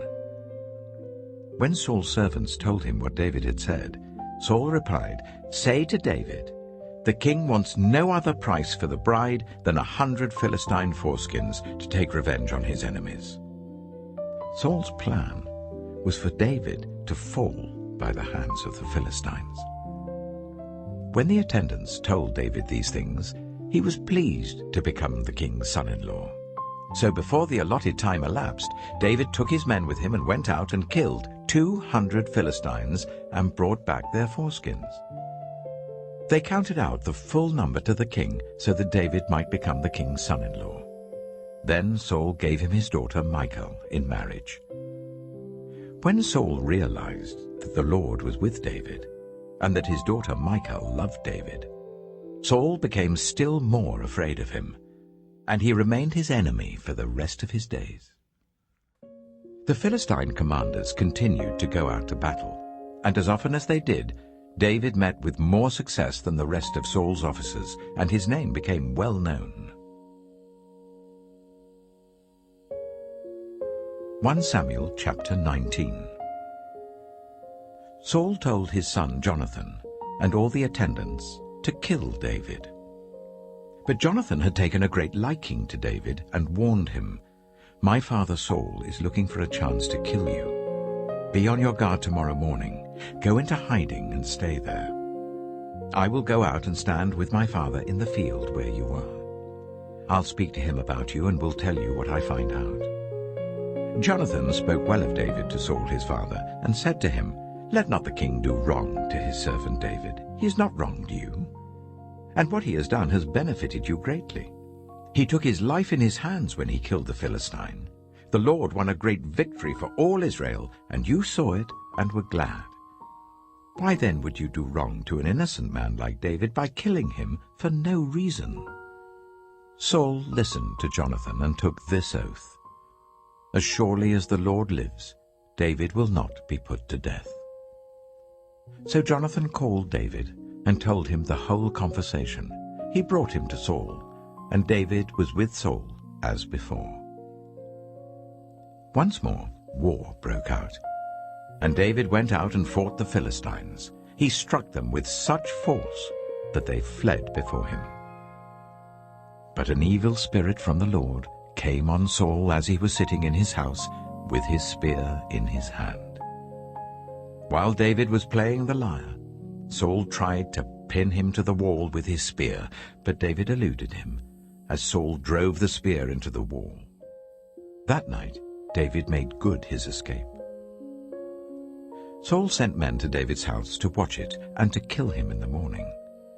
But Michal, David's wife, warned him, "If you don't run for your life tonight, tomorrow you'll be killed." So Michal let David down through a window, and he fled and escaped. Then Michal took an idol and laid it on the bed, covering it with a garment and putting some goat's hair at the head. When Saul sent the men to capture David, Michal said, "He is ill." Then Saul sent the men back to see David and told them, "Bring him up to me in his bed so that I may kill him." But when the men entered, there was the idol in the bed, and at the head was some goat's hair. Saul said to Michal, "Why did you deceive me like this and send my enemy away so that he escaped?" Michal told him, "He said to me, 'Let me get away. Why should I kill you?'" When David had fled and made his escape, he went to Samuel at Ramah and told him all that Saul had done to him. Then he and Samuel went to Naioth and stayed there. Word came to Saul, "David is in Naioth at Ramah." So he sent men to capture him. But when they saw a group of prophets prophesying, with Samuel standing there as their leader, the Spirit of God came on Saul's men, and they also prophesied. Saul was told about it, and he sent more men, and they prophesied too. Saul sent men a third time, and they also prophesied. Finally, he himself left for Ramah and went to the great cistern at Suchet. And he asked, "Where are Samuel and David?" "Over in Naioth at Ramah," they said. So Saul went to Naioth at Ramah, but the Spirit of God came even on him. And he walked along prophesying until he came to Naioth. He stripped off his garments, and he too prophesied in Samuel's presence. He lay naked all that day and all that night. That is why people say, Is Saul also among the prophets? 1 Samuel chapter 20. Then David fled from Naioth at Ramah, and went to Jonathan and asked, "What have I done? What is my crime? How have I wronged your father, that he's trying to kill me?" "Never," Jonathan replied. "You're not going to die. Look, my father doesn't do anything, great or small, without letting me know. Why should he hide this from me? It isn't so." But David took an oath and said, "Your father knows very well that I have found favor in your eyes. And he has said to himself, 'Jonathan must not know this, or he will be grieved.' Yet as surely as the Lord lives and as you live, there is only a step between me and death." Jonathan said to David, "Whatever you want me to do, I'll do for you." So David said, "Look, tomorrow is the new moon feast, and I am supposed to dine with the king. But let me go and hide in the field until the evening of the day after tomorrow. If your father misses me at all, tell him, 'David earnestly asked my permission to hurry to Bethlehem, his hometown, because an annual sacrifice is being made there for his whole clan.' If he says, 'Very well,' then your servant is safe. But if he loses his temper, you can be sure that he is determined to harm me. As for you, show kindness to your servant, for you have brought him into a covenant with you before the Lord. If I am guilty, then kill me yourself. Why hand me over to your father?" "Never," Jonathan said. "If I had the least inkling that my father was determined to harm you, wouldn't I tell you?" David asked, "Who will tell me if your father answers you harshly?" "Come," Jonathan said, "let's go out into the field." So they went there together. Then Jonathan said to David, "I swear by the Lord, the God of Israel, that I will surely sound out my father by this time the day after tomorrow. If he is favorably disposed towards you, will I not send you word and let you know? But if my father intends to harm you, may the Lord deal with me, be it ever so severely, if I do not let you know and send you away in peace. May the Lord be with you, as he has been with my father. But show me unfailing kindness like the Lord's kindness as long as I live, so that I may not be killed. And do not ever cut off your kindness from my family, not even when the Lord has cut off every one of David's enemies from the face of the earth." So Jonathan made a covenant with the house of David, saying, "May the Lord call David's enemies to account." And Jonathan made David reaffirm his oath out of love for him, because he loved him as he loved himself. Then Jonathan said to David, "Tomorrow is the new moon feast. You will be missed, because your seat will be empty. The day after tomorrow, towards evening, go to the place where you hid when this trouble began, and wait by the stone easel. I will shoot 3 arrows to the side of it, as though I were shooting at a target. Then I will send a boy and say, 'Go find the arrows.' If I say to him, 'Look, the arrows are on this side of you, bring them here,' then come, because as surely as the Lord lives, you are safe, there is no danger. But if I say to the boy, 'Look, the arrows are beyond you,' then you must go, because the Lord has sent you away. And about the matter you and I discussed, remember, the Lord is witness between you and me forever." So David hid in the field.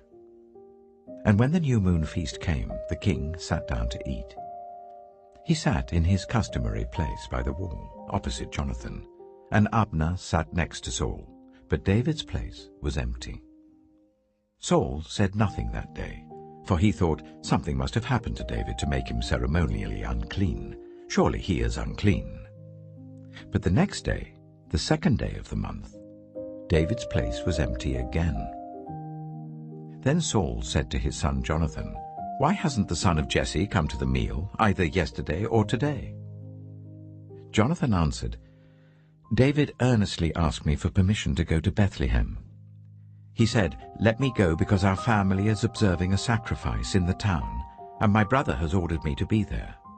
If I have found favor in your eyes, let me go to see my brothers. That is why he has not come to the king's table." Saul's anger flared up at Jonathan, and he said to him, "You son of a perverse and rebellious woman! Don't I know that you have sided with the son of Jesse to your own shame, and to the shame of the mother who bore you? As long as the son of Jesse lives on this earth, neither you nor your kingdom will be established. Now send someone to bring him to me, for he must die." "Why should he be put to death? What has he done?" Jonathan asked his father. But Saul hurled his spear at him to kill him. Then Jonathan knew that his father intended to kill David. Jonathan got up from the table in fierce anger. On that second day of the feast he did not eat, because he was grieved at his father's shameful treatment of David. In the morning, Jonathan went out to the field for his meeting with David. He had a small boy with him, and he said to the boy, "Run and find the arrows I shoot." As the boy ran, he shot an arrow beyond him. When the boy came to the place where Jonathan's arrow had fallen, Jonathan called out after him, "Isn't the arrow beyond you?" Then he shouted, "Hurry, go quickly, don't stop." The boy picked up the arrow and returned to his master. The boy knew nothing about all this, only Jonathan and David knew. Then Jonathan gave his weapons to the boy and said, "Go, carry them back to town." After the boy had gone, David got up from the south side of the stone and bowed down before Jonathan 3 times with his face to the ground. Then they kissed each other and wept together. But David wept the most. Jonathan said to David, "Go in peace, for we have sworn friendship with each other in the name of the Lord, saying, 'The Lord is witness between you and me, and between your descendants and my descendants forever.'" Then David left, and Jonathan went back to the town. 1 Samuel chapter 21. David went to Nob, to Ahimelech the priest. Ahimelech trembled when he met him and asked, "Why are you alone? Why is no one with you?" David answered Ahimelech the priest, "The king sent me on a mission and said to me, 'No one is to know anything about the mission I'm sending you on. As for my men, I've told them to meet me at a certain place. Now then, what have you to hand? Give me 5 loaves of bread, or whatever you can find." But the priest answered David, "I don't have any ordinary bread to hand. However, there is some consecrated bread here, provided the men have kept themselves from women."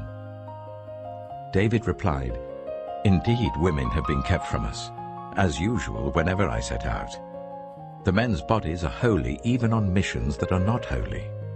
How much more so today?" So the priest gave him the consecrated bread, since there was no bread there except the bread of the presence that had been removed from before the Lord and replaced by hot bread on the day it was taken away. Now one of Saul's servants was there that day, detained before the Lord. He was Doeg, the Edomite, Saul's chief shepherd. David asked Ahimelech, "Don't you have a spear or sword here? I haven't brought my sword or any other weapon, because the king's mission was urgent." The priest replied, "The sword of Goliath the Philistine, whom you killed in the valley of Elah, is here. It is wrapped in a cloth behind the ephod. If you want it, take it. There is no sword here but that one." David said, "There is none like it. Give it to me." That day David fled from Saul and went to Achish, king of Gath. But the servants of Achish said to him, "Isn't this David, the king of the land? Isn't he the one they sing about in their dances? Saul has slain his thousands, and David his tens of thousands." David took these words to heart, and was very much afraid of Achish, king of Gath. So he feigned insanity in their presence. And while he was in their hands, he acted like a madman, making marks on the doors of the gate and letting saliva run down his beard. Achish said to his servants, Look at the man. He's insane. Why bring him to me? Am I so short of madmen that you have to bring this fellow here to carry on like this in front of me? Must this man come into my house?" 1 Samuel chapter 22. David left Gath and escaped to the cave of Adullam. When his brothers and his father's household heard about it, they went down to him there. All those who were in distress or in debt or discontented gathered round him, and he became their commander. About 400 men were with him. From there David went to Mizpah in Moab, and said to the king of Moab, "Would you let my father and mother come and stay with you until I learn what God will do for me?" So he left them with the king of Moab, and they stayed with him as long as David was in the stronghold. But the prophet Gad said to David, "Do not stay in the stronghold. Go into the land of Judah." So David left and went to the forest of Hereth. Now Saul heard that David and his men had been discovered, and Saul was seated, spear in hand, under the tamarisk tree on the hill at Gibeah, with all his officials standing at his side. He said to them, "Listen, men of Benjamin. Will the son of Jesse give all of you fields and vineyards? Will he make all of you commanders of thousands and commanders of hundreds? Is that why you've all conspired against me? No one tells me when my son makes a covenant with the son of Jesse. None of you is concerned about me or tells me that my son has incited my servant to lie in wait for me as he does today." But Doeg the Edomite, who was standing with Saul's officials, said, "I saw the son of Jesse come to Ahimelech, son of Ahitub at Nob. Ahimelech inquired of the Lord for him. He also gave him provisions and the sword of Goliath the Philistine." Then the king sent for the priest Ahimelech, son of Ahitub, and all the men of his family, who were the priests at Nob, and they all came to the king.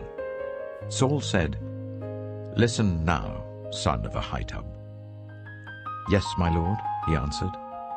Saul said to him, "Why have you conspired against me, you and the son of Jesse, giving him bread and a sword, and inquiring of God for him, so that he has rebelled against me and lies in wait for me, as he does today?"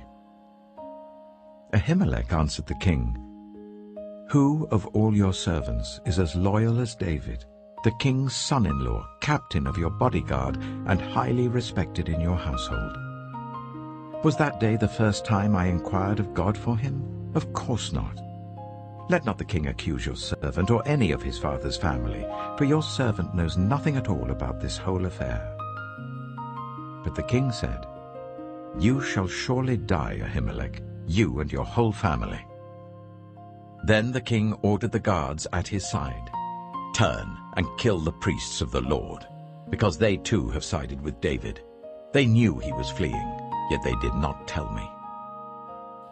But the king's officials were unwilling to raise a hand to strike the priests of the Lord. The king then ordered Doeg, "You turn and strike down the priests." So Doeg the Edomite turned and struck them down. That day he killed 85 men who wore the linen ephod.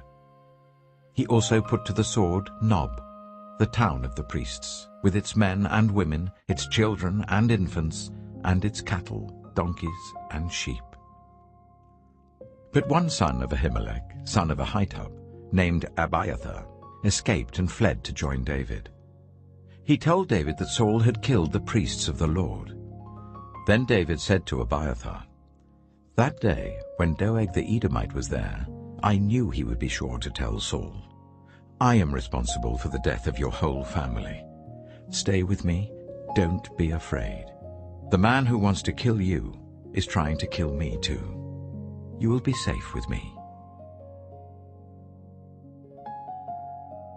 1 Samuel chapter 23.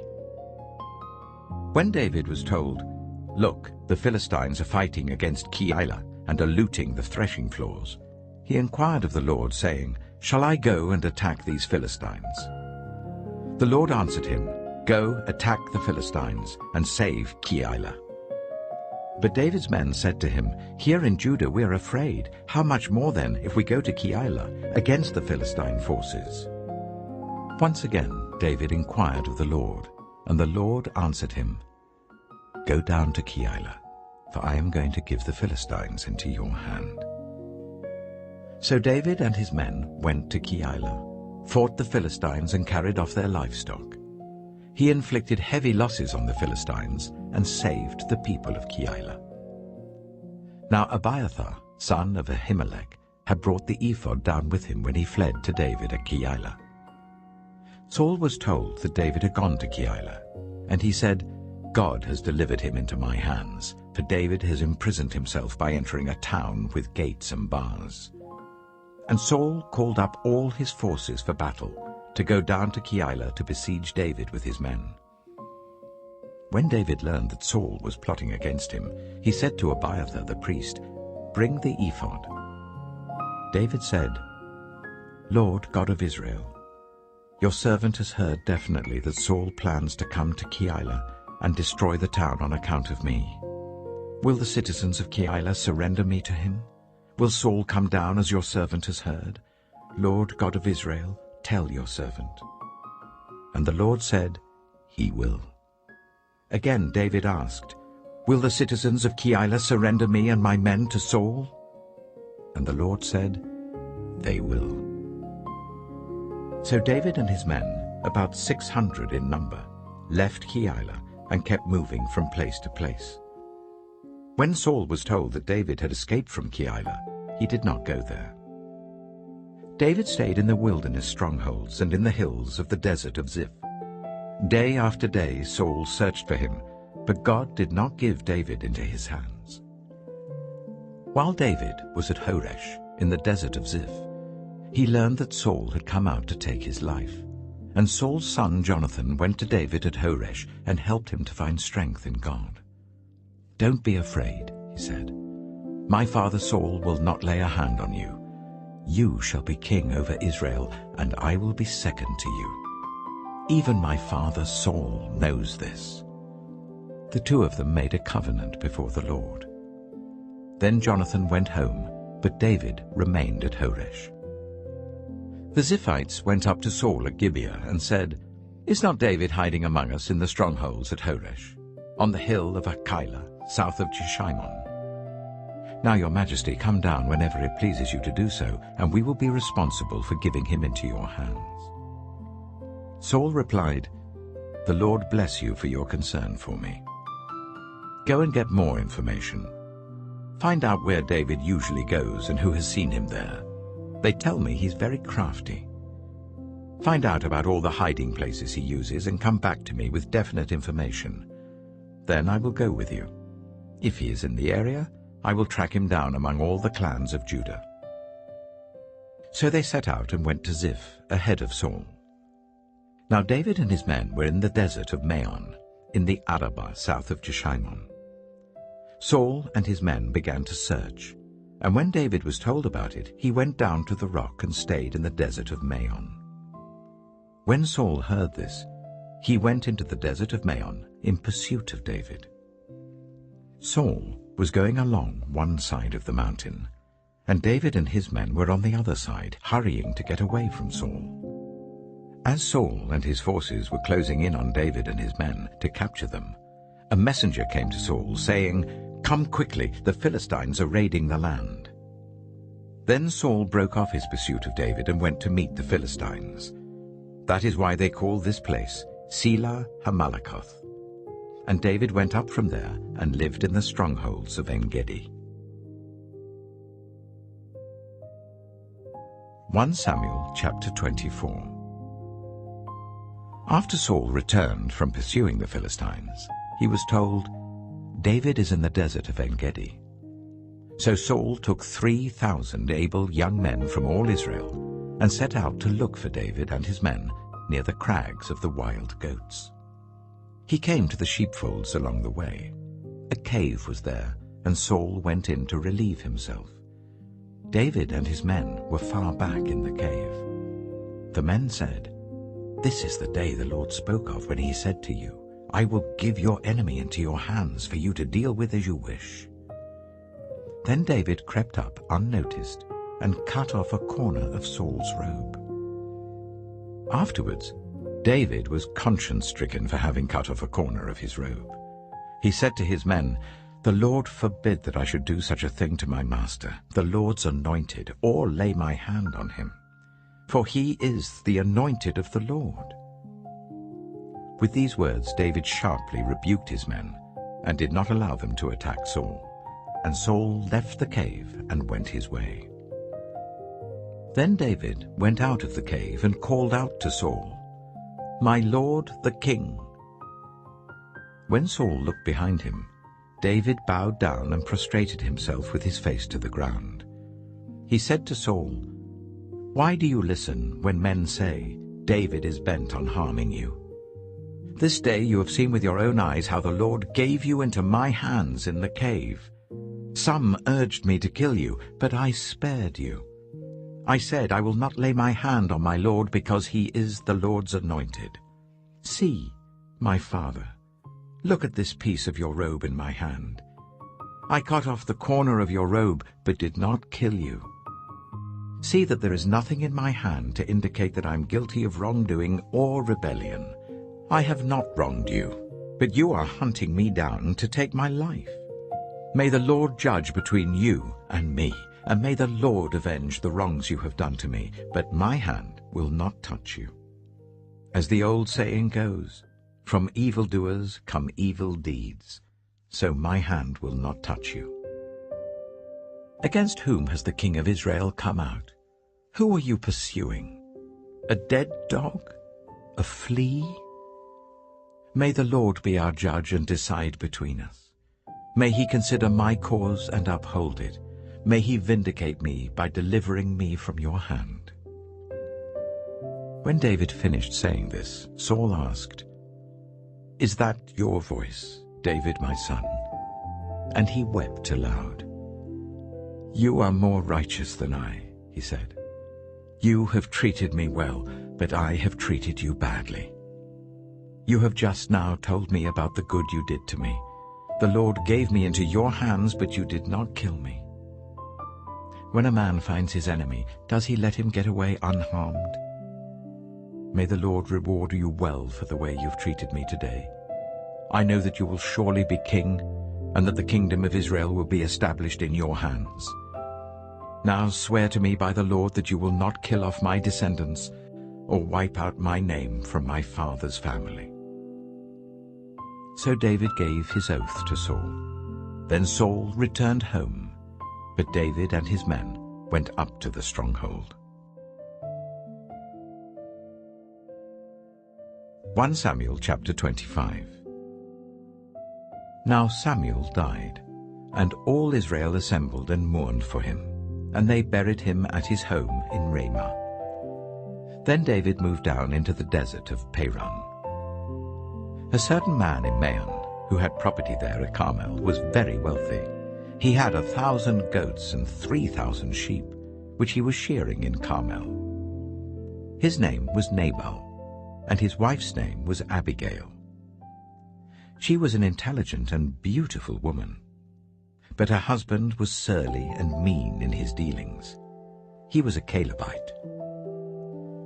While David was in the wilderness, he heard that Nabal was shearing sheep. So he sent 10 young men and said to them, "Go up to Nabal at Carmel and greet him in my name. Say to him, 'Long life to you, good health to you and your household, and good health to all that is yours. Now I hear that it is sheep shearing time. When your shepherds were with us, we did not ill-treat them, and the whole time they were at Carmel, nothing of theirs was missing. Ask your own servants, and they will tell you. Therefore be favorable towards my men, since we come at a festive time. Please give your servants and your son David whatever you can find for them." When David's men arrived, they gave Nabal this message in David's name. Then they waited. Nabal answered David's servant, "Who is this David? Who is this son of Jesse? Many servants are breaking away from their masters these days. Why should I take my bread and water and the meat I've slaughtered for my shearers and give it to men coming from who knows where?" David's men turned round and went back. When they arrived, they reported every word. David said to his men, "Each of you strap on your sword." So they did, and David strapped his on as well. About 400 men went up with David, while 200 stayed with the supplies. One of the servants told Abigail, Nabal's wife, "David sent messengers from the wilderness to give our master his greetings, but he hurled insults at them. Yet these men were very good to us. They did not ill-treat us, and the whole time we were out in the fields near them, nothing was missing. Night and day, they were a wall around us the whole time we were herding our sheep near them. Now think it over and see what you can do, because disaster is hanging over our master and his whole household. He is such a wicked man that no one can talk to him."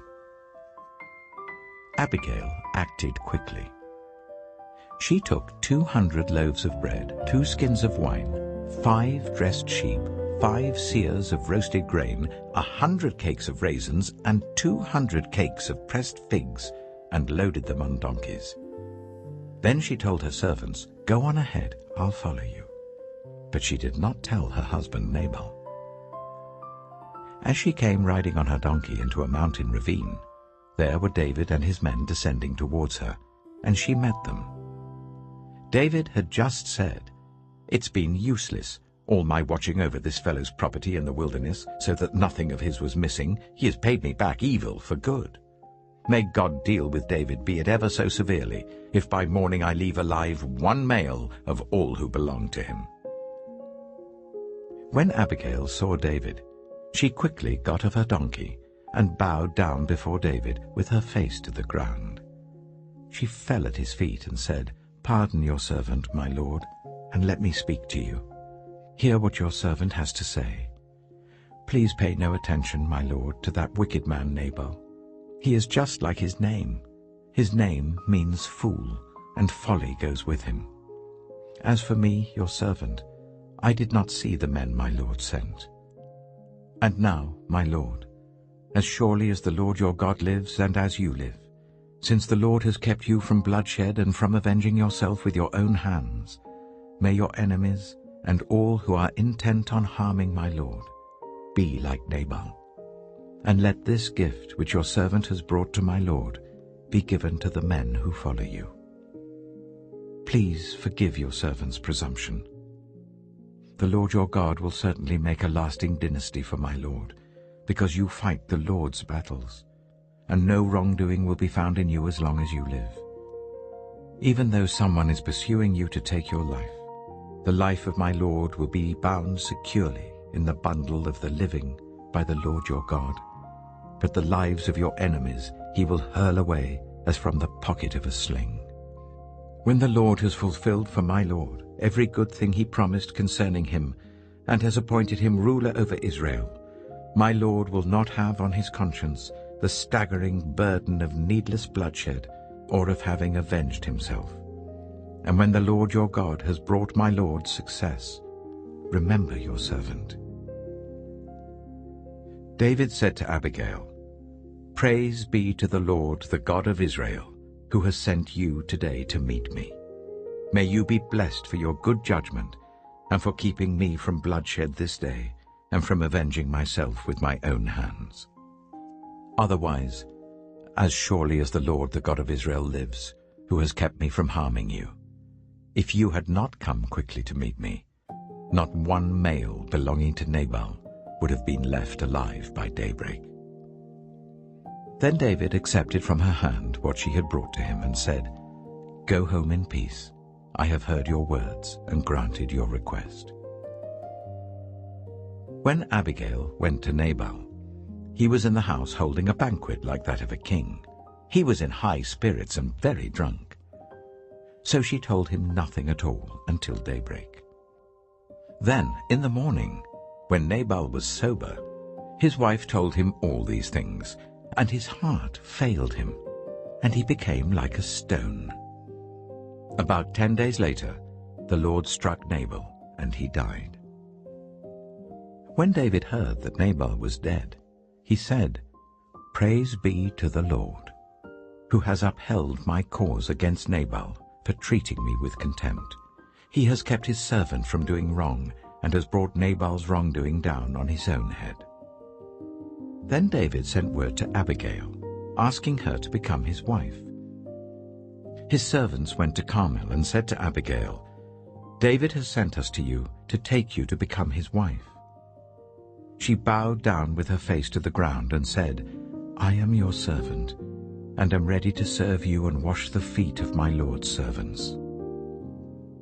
Abigail quickly got on a donkey, and attended by her 5 female servants, went with David's messengers and became his wife. David had also married Ahinoam of Jezreel, and they were both his wives. But Saul had given his daughter Michal, David's wife, to Paltiel, son of Laish, who was from Galim. 1 Samuel chapter 26. The Ziphites went to Saul at Gibeah and said, "Is not David hiding on the hill of Hachilah, which faces Jeshimon?" So Saul went down to the desert of Ziph with his 3,000 select Israelite troops to search there for David. Saul made his camp beside the road on the hill of Hachilah facing Jeshimon, but David stayed in the wilderness. When he saw that Saul had followed him there, he sent out scouts and learned that Saul had definitely arrived. Then David set out and went to the place where Saul had camped. He saw where Saul and Abner, son of Ner, the commander of the army, had lain down. Saul was lying inside the camp, with the army camped around him. David then asked Ahimelech the Hittite and Abishai, son of Zeruiah, Joab's brother, "Who will go down into the camp with me to Saul?" "I'll go with you," said Abishai. So David and Abishai went to the army by night, and there was Saul, lying asleep inside the camp with his spear stuck in the ground near his head. Abner and the soldiers were lying round him. Abishai said to David, "Today God has given your enemy into your hands. Now let me pin him to the ground with one thrust of the spear. I won't strike him twice." But David said to Abishai, "Don't destroy him. Who can lay a hand on the Lord's anointed and be guiltless? As surely as the Lord lives," he said, "the Lord himself will strike him, or his time will come and he will die, or he will go into battle and perish. But the Lord forbid that I should lay a hand on the Lord's anointed. Now get the spear and water jug that are near his head, and let's go." So David took the spear and water jug near Saul's head, and they left. No one saw or knew about it, nor did anyone wake up. They were all sleeping, because the Lord had put them into a deep sleep. Then David crossed over to the other side and stood on top of the hill some distance away. There was a wide space between them. He called out to the army and to Abner, son of Ner, "Aren't you going to answer me, Abner?" Abner replied, "Who are you who calls to the king?" David said, "You're a man, aren't you? And who is like you in Israel? Why didn't you guard your lord the king? Someone came to destroy your lord the king. What you have done is not good. As surely as the Lord lives, you and your men must die, because you did not guard your master, the Lord's anointed. Look around you. Where are the king's spear and water jug that were near his head?" Saul recognized David's voice and said, "Is that your voice, David, my son?" David replied, "Yes, it is, my lord the king."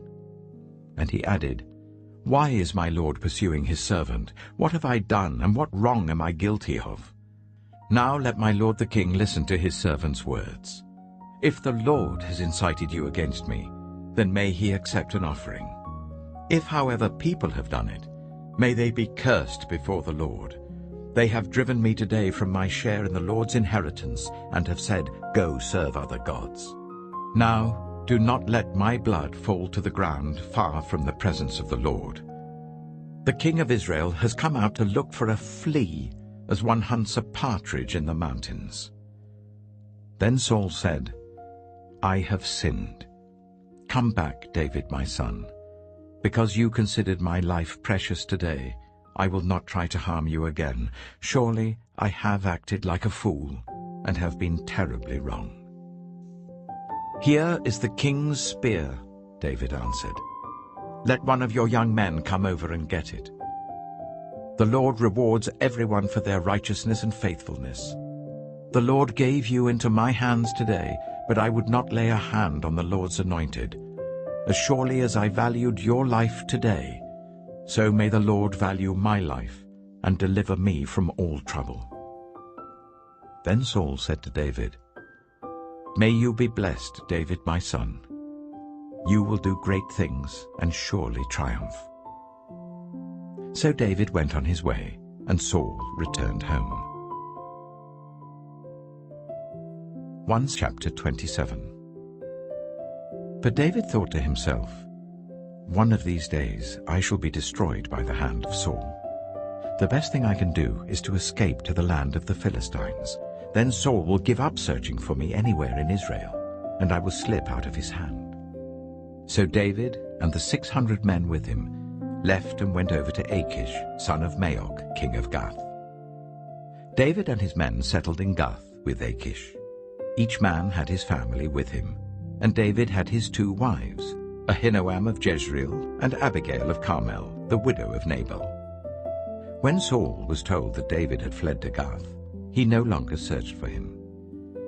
Then David said to Achish, "If I have found favor in your eyes, let a place be assigned to me in one of the country towns, that I may live there.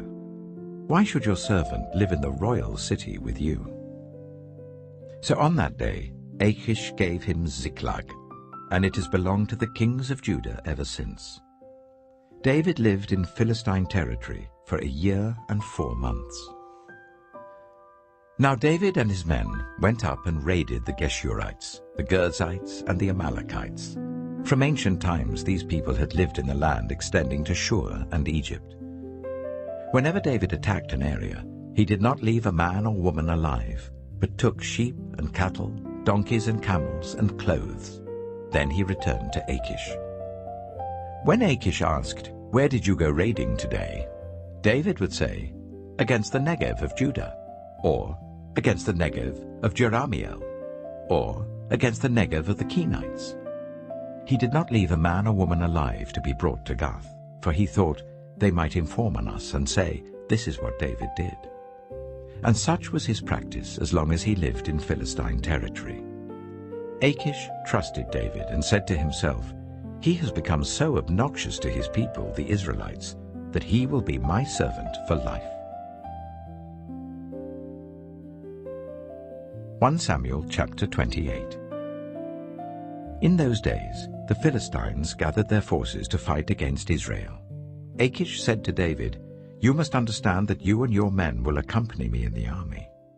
David said, "Then you will see for yourself what your servant can do." Achish replied, "Very well. I will make you my bodyguard for life." Now Samuel was dead, and all Israel had mourned for him and buried him in his own town of Ramah. Saul had expelled the mediums and spiritists from the land. The Philistines assembled and came up and set up camp at Shunem, while Saul gathered all Israel and set up camp at Gilboa. When Saul saw the Philistine army, he was afraid. Terror filled his heart. He inquired of the Lord, but the Lord did not answer him by dreams or Urim or prophets. Saul then said to his attendants, "Find me a woman who is a medium, so that I may go and inquire of her." "There is one in Endor," they said. So Saul disguised himself, putting on other clothes, and at night he and 2 men went to the woman. "Consult a spirit for me," he said, "and bring up for me the one I name." But the woman said to him, "Surely you know what Saul has done. He has cut off the mediums and spiritists from the land. Why have you set a trap for my life to bring about my death?" Saul swore to her by the Lord, "As surely as the Lord lives, you will not be punished for this." Then the woman asked, "Whom shall I bring up for you?" "Bring up Samuel," he said. When the woman saw Samuel, she cried out at the top of her voice and said to Saul, "Why have you deceived me? You are Saul." The king said to her, "Don't be afraid. What do you see?" The woman said, "I see a ghostly figure coming up out of the earth." "What does he look like?" he asked. "An old man wearing a robe is coming up," she said. Then Saul knew it was Samuel, and he bowed down and prostrated himself with his face to the ground. Samuel said to Saul, "Why have you disturbed me by bringing me up?" "I am in great distress," Saul said. "The Philistines are fighting against me, and God has departed from me. He no longer answers me either by prophets or by dreams. So I have called on you to tell me what to do." Samuel said, "Why do you consult me, now that the Lord has departed from you and become your enemy? The Lord has done what he predicted through me. The Lord has torn the kingdom out of your hands and given it to one of your neighbors, to David. Because you did not obey the Lord or carry out his fierce wrath against the Amalekites, the Lord has done this to you today. The Lord will deliver both Israel and you into the hands of the Philistines, and tomorrow you and your sons will be with me. The Lord will also give the army of Israel into the hands of the Philistines." Immediately Saul fell full length on the ground, filled with fear because of Samuel's words.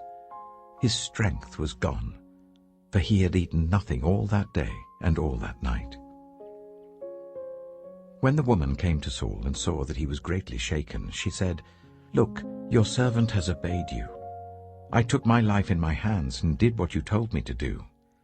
Now please listen to your servant and let me give you some food, so that you may eat and have the strength to go on your way."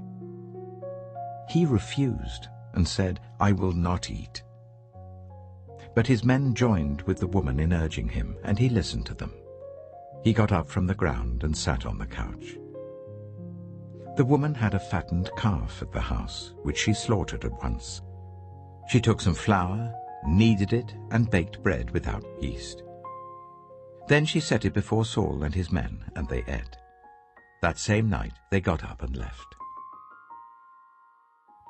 1 Samuel chapter 29. The Philistines gathered all their forces at Aphek, and Israel camped by the spring in Jezreel. As the Philistine rulers marched with their units of hundreds and thousands, David and his men were marching at the rear with Achish. The commanders of the Philistines asked, "What about these Hebrews?" Achish replied, "Is this not David, who was an officer of Saul, king of Israel? He has already been with me for over a year, and from the day he left Saul until now, I have found no fault in him." But the Philistine commanders were angry with Achish and said, "Send the man back, that he may return to the place you assigned him. He must not go with us into battle, or he will turn against us during the fighting. How better could he regain his master's favor than by taking the heads of our own men? Isn't this the David they sang about in their dances? Saul has slain his thousands, and David his tens of thousands." So Achish called David and said to him, "As surely as the Lord lives, you have been reliable, and I would be pleased for you to serve with me in the army. From the day you came to me until today, I have found no fault in you, but the rulers don't approve of you. Now turn back and go in peace. Do nothing to displease the Philistine rulers." "But what have I done?" asked David. "What have you found against your servant from the day I came to you until now? Why can't I go and fight against the enemies of my lord the king?" Achish answered, "I know that you have been as pleasing in my eyes as an angel of God. Nevertheless, the Philistine commanders have said, 'He must not go up with us into battle.' Now get up early, along with your master's servants who have come with you, and leave in the morning as soon as it is light." So David and his men got up early in the morning to go back to the land of the Philistines, and the Philistines went up to Jezreel. 1 Samuel chapter 30. David and his men reached Ziklag on the third day. Now the Amalekites had raided the Negev and Ziklag. They had attacked Ziklag and burned it, and had taken captive the women and everyone else in it, both young and old. They killed none of them, but carried them off as they went on their way. When David and his men reached Ziklag, they found it destroyed by fire, and their wives and sons and daughters taken captive. So David and his men wept aloud until they had no strength left to weep. David's 2 wives had been captured, Ahinoam of Jezreel and Abigail, the widow of Nabal of Carmel. David was greatly distressed because the men were talking of stoning him. Each one was bitter in spirit because of his sons and daughters. But David found strength in the Lord his God. Then David said to Abiathar the priest, the son of Ahimelech, "Bring me the ephod." Abiathar brought it to him, and David inquired of the Lord, "Shall I pursue this raiding party? Will I overtake them?" "Pursue them," he answered. "You will certainly overtake them and succeed in the rescue." David and 600 men with him came to the Bezor valley, where some stayed behind. 200 of them were too exhausted to cross the valley, but David and the other 400 continued the pursuit. They found an Egyptian in a field and brought him to David. They gave him water to drink and food to eat, part of a cake of pressed figs and 2 cakes of raisins.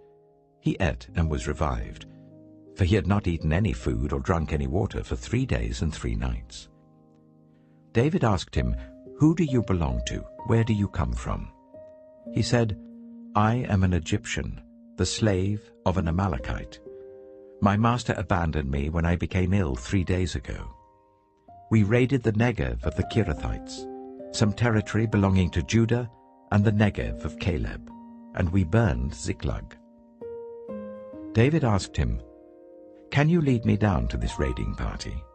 He said, "Swear to me before God that you will not kill me or hand me over to my master, and I will take you down to them." He led David down, and there they were, scattered over the countryside, eating, drinking, and reveling because of the great amount of plunder they had taken from the land of the Philistines and from Judah. David fought them from dusk until the evening of the next day, and none of them got away except 400 young men who rode off on camels and fled. David recovered everything the Amalekites had taken, including his 2 wives. Nothing was missing. Young or old, boy or girl, plunder or anything else they had taken, David brought everything back. He took all the flocks and herds, and his men drove them ahead of the other livestock, saying, "This is David's plunder." Then David came to the 200 men who had been too exhausted to follow him, and who were left behind at the Bezor valley. They came out to meet David and the men with him. As David and his men approached, he asked them how they were. But all the evil men and troublemakers among David's followers said, "Because they did not go out with us, we will not share with them the plunder we recovered. However, each man may take his wife and children and go." David replied, "No, my brothers, you must not do that with what the Lord has given us. He has protected us and delivered into our hands the raiding party that came against us. Who will listen to what you say? The share of the man who stayed with the supplies is to be the same as that of him who went down to the battle. All shall share alike." David made this a statute and ordinance for Israel from that day to this. When David reached Ziklag, he sent some of the plunder to the elders of Judah who were his friends, saying, "Here is a gift for you from the plunder of the Lord's enemies." David sent it to those who were in Bethel, Ramoth Negev, and Yattah, to those in Aroah, Sifmoth, and Eshtemoa, and Rakal, to those in the towns of the Jerahmeelites and the Kenites, to those in Hormah, Bor-Ashan, Athak, and Hebron, and to those in all the other places where he and his men had roamed. 1 Samuel chapter 31. Now the Philistines fought against Israel. The Israelites fled before them, and many fell dead on Mount Gilboa. The Philistines were in hot pursuit of Saul and his sons, and they killed his sons Jonathan, Abinadab, and Malchishua. The fighting grew fierce around Saul, and when the archers overtook him, they wounded him critically. Saul said to his armor-bearer, "Draw your sword and run me through, or these uncircumcised fellows will come and run me through and abuse me." But the armor-bearer was terrified and would not do it. So Saul took his own sword and fell on it. When the armor-bearer saw that Saul was dead, he too fell on his sword and died with him. So Saul and his 3 sons and his armor-bearer and all his men died together that same day. When the Israelites along the valley and those across the Jordan saw that the Israelite army had fled and that Saul and his sons had died, they abandoned their towns and fled. And the Philistines came and occupied them. The next day, when the Philistines came to strip the dead, they found Saul and his 3 sons fallen on Mount Gilboa. They cut off his head and stripped off his armor, and they sent messengers throughout the land of the Philistines to proclaim the news in the temple of their idols and among their people. They put his armor in the temple of the Ashtoreths and fastened his body to the wall of Beth-shan. When the people of Jabesh-Gilead heard what the Philistines had done to Saul, all their valiant men marched through the night to Beth-shan. They took down the bodies of Saul and his sons from the wall of Beth-shan and went to Jabesh, where they burned them. Then they took their bones and buried them under a tamarisk tree at Jabesh, and they fasted 7 days.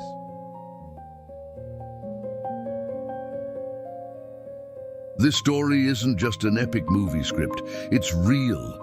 If you're craving a tale of suspense that keeps you on the edge, a last-minute hero's reveal that takes your breath away, and a romance as powerful as it is unexpected, then look no further. The Book of Esther is in a league of its own. This isn't fiction, it's history laced with divine purpose. Imagine a young woman plucked from obscurity, thrust into the glittering yet dangerous world of the Persian royal court. Her people face annihilation. The clock is ticking, and the fate of an entire nation rests on her shoulders. Esther's courage, God's silent power, and the twists that defy imagination create a story like no other. And here's the twist. The name of God is never mentioned, yet his presence is everywhere, weaving through palace halls and shadowed conspiracies. The suspense will grip you, the romance will move you, and the final act will leave you in awe of God's unseen hand. Presented to you by Deep Bible Stories, this isn't just a tale to read. It's a life-changing message of faith, courage, and divine providence. Share this video with someone you know who needs the reminder that God's power is alive, even when he seems silent. With that, let's dive into the Book of Esther, where the invisible becomes undeniable. Before we get into the fascinating story of Esther, the palace intrigue, the courage of a queen, and the dramatic twists that saved a nation, let's start at the beginning. Who wrote this timeless tale? It's a question shrouded in mystery, much like the story itself. The Book of Esther is unique not just because of its riveting plot, but because no one knows for certain who authored it. Could it have been Mordecai, Esther's cousin and mentor, who lived every moment of this extraordinary saga? Or perhaps it was a Jewish historian in exile, someone determined to immortalize the courage of one woman and the deliverance of an entire people. Some scholars suggest it might have been written years later by a scribe, recounting the story during the reign of King Xerxes, a time when the Jewish people were clinging to their faith while navigating life in a foreign empire. The Persian Empire sets a striking backdrop for this tale. Spanning from modern-day India to Ethiopia, it was a colossal kingdom ruled with absolute authority. King Xerxes, or Ahasuerus as he's called in the Hebrew text, governed from his palace in Susa, a city of opulence, where golden thrones, wine-filled banquets, and political machinations coexisted. Within these walls, Esther's story unfolded, weaving its way into the tapestry of history with threads of courage, faith, and survival. And yet, amidst all the richness of its narrative, the Book of Esther does something extraordinary. It never once mentions God by name. Not a single prayer is explicitly recorded. No miracles are openly declared. Why would such a crucial part of the Bible leave out the very name of the one who orchestrates it all? This absence is not an oversight. It's a masterstroke. Some believe the omission reflects the reality of Jewish life in exile, where faith often had to thrive in silence, in secret. Others argue it's an intentional literary device, forcing the reader to search for God's hand in the hidden moments, in the twists and turns that seem almost too perfect to be coincidence. Think about it: Esther's rise to queenhood, Mordecai's overhearing of a deadly plot, Haman's downfall. All these moments weave together with precision, as though guided by an unseen hand.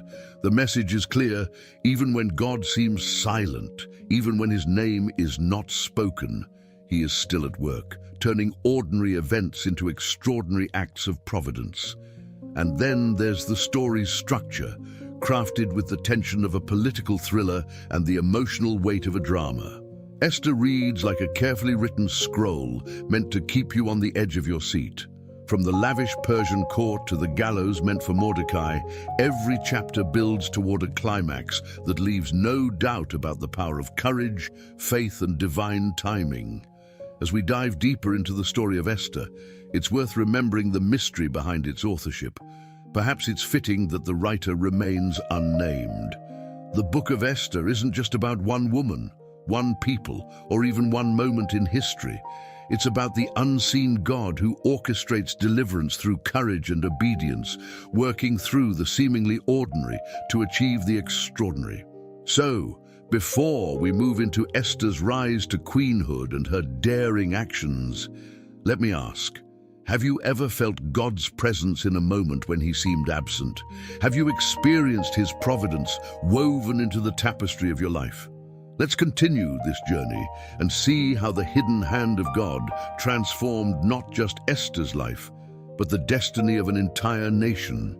From the hidden mystery of Esther's authorship, we now step onto the stage where her story unfolds, a stage unlike any other in history. The Persian Empire under King Xerxes, known as Ahasuerus in the Hebrew text. Picture this: a kingdom so vast, it stretched across 127 provinces, from the golden sands of India to the sun-soaked lands of Ethiopia. It was an empire of unimaginable wealth and power, ruled by a man whose word was law, whose whims could topple cities, and whose decrees could decide the fate of nations. Here, in the opulent city of Susa, the very heart of Persian authority, Esther's life would intertwine with destiny. Susa wasn't just any city, it was a place of grandeur. The royal palace shimmered like a jewel, its walls adorned with marble, ivory, and gold. Lavish gardens spilled out across the courtyards where fountains danced and exotic flora scented the air. Banquets here were no ordinary meals. They were festivals of excess with flowing wine, extravagant feasts, and a king eager to display his boundless wealth. But behind the gilded walls and velvet drapes of the palace, the Persian court was a world of cunning politics and dangerous intrigue. Nobles jockeyed for power. Alliances were as fragile as glass, and the king's favor could shift like the desert winds. This was not a stage for the faint-hearted, but it was precisely the stage God chose for his providence to unfold. Esther's story begins with the fall of another queen, Vashti, whose refusal to parade herself before the king's drunken guests led to her swift dismissal.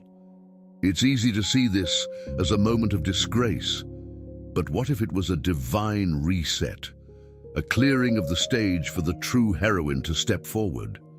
Vashti's departure left a void. and Xerxes, urged by his advisors, set out to fill it. Across the empire, young women were summoned to Susa for a royal beauty contest, where the winner would be crowned queen. It's here that we meet Hadassah, a Jewish orphan living in exile under the care of her cousin Mordecai. Known by her Persian name, Esther, she was beautiful, yes, but more than that, she was wise, courageous, and obedient to the God whose hand was guiding her every step. Imagine the tension as Esther was taken from her humble home to the palace, swept into a world of wealth and privilege that seemed galaxies away from her people's struggles. But even as Esther ascended, danger loomed in the shadows. The Persian Empire was a place where decrees could not be undone, where enemies of God's people schemed in secret, and where the fate of nations could hinge on a single moment of courage. One such enemy was Haman, a man whose hatred for Mordecai and the Jewish people would drive him to plot genocide, a scheme that would ultimately collide with Esther's destiny. Yet, despite the absence of God's name, his fingerprints are everywhere in this story. The wealth of the Persian Empire, the might of its king, and the scheming of its courtiers, all were pieces on a divine chessboard, moving in ways no one could predict. Esther's selection as queen was not a coincidence. It was providence in action. Think about the improbability of it all. A young Jewish woman from an exiled people rising to become the queen of the most powerful empire on earth. What are the odds? In human terms, slim to none. But with God, the odds didn't matter. The Persian Empire, with all its wealth, power, and politics, was simply the backdrop for his story. A story of salvation, of courage, and of promises kept. As we continue this journey, consider the power of providence in your own life. Are there moments that seemed like chance, but were later revealed as divine design? Have you ever found yourself on a stage far beyond your imagining, with God guiding your steps? From the grandeur of the Persian Empire, where intrigue brewed behind golden doors, we now step into a pivotal moment that changed the course of history.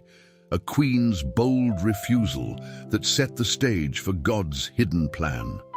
Esther's rise to royalty begins with a scandal, one that shook the very foundation of King Xerxes' court. The book of Esther opens with a royal feast that can only be described as extravagant beyond imagination.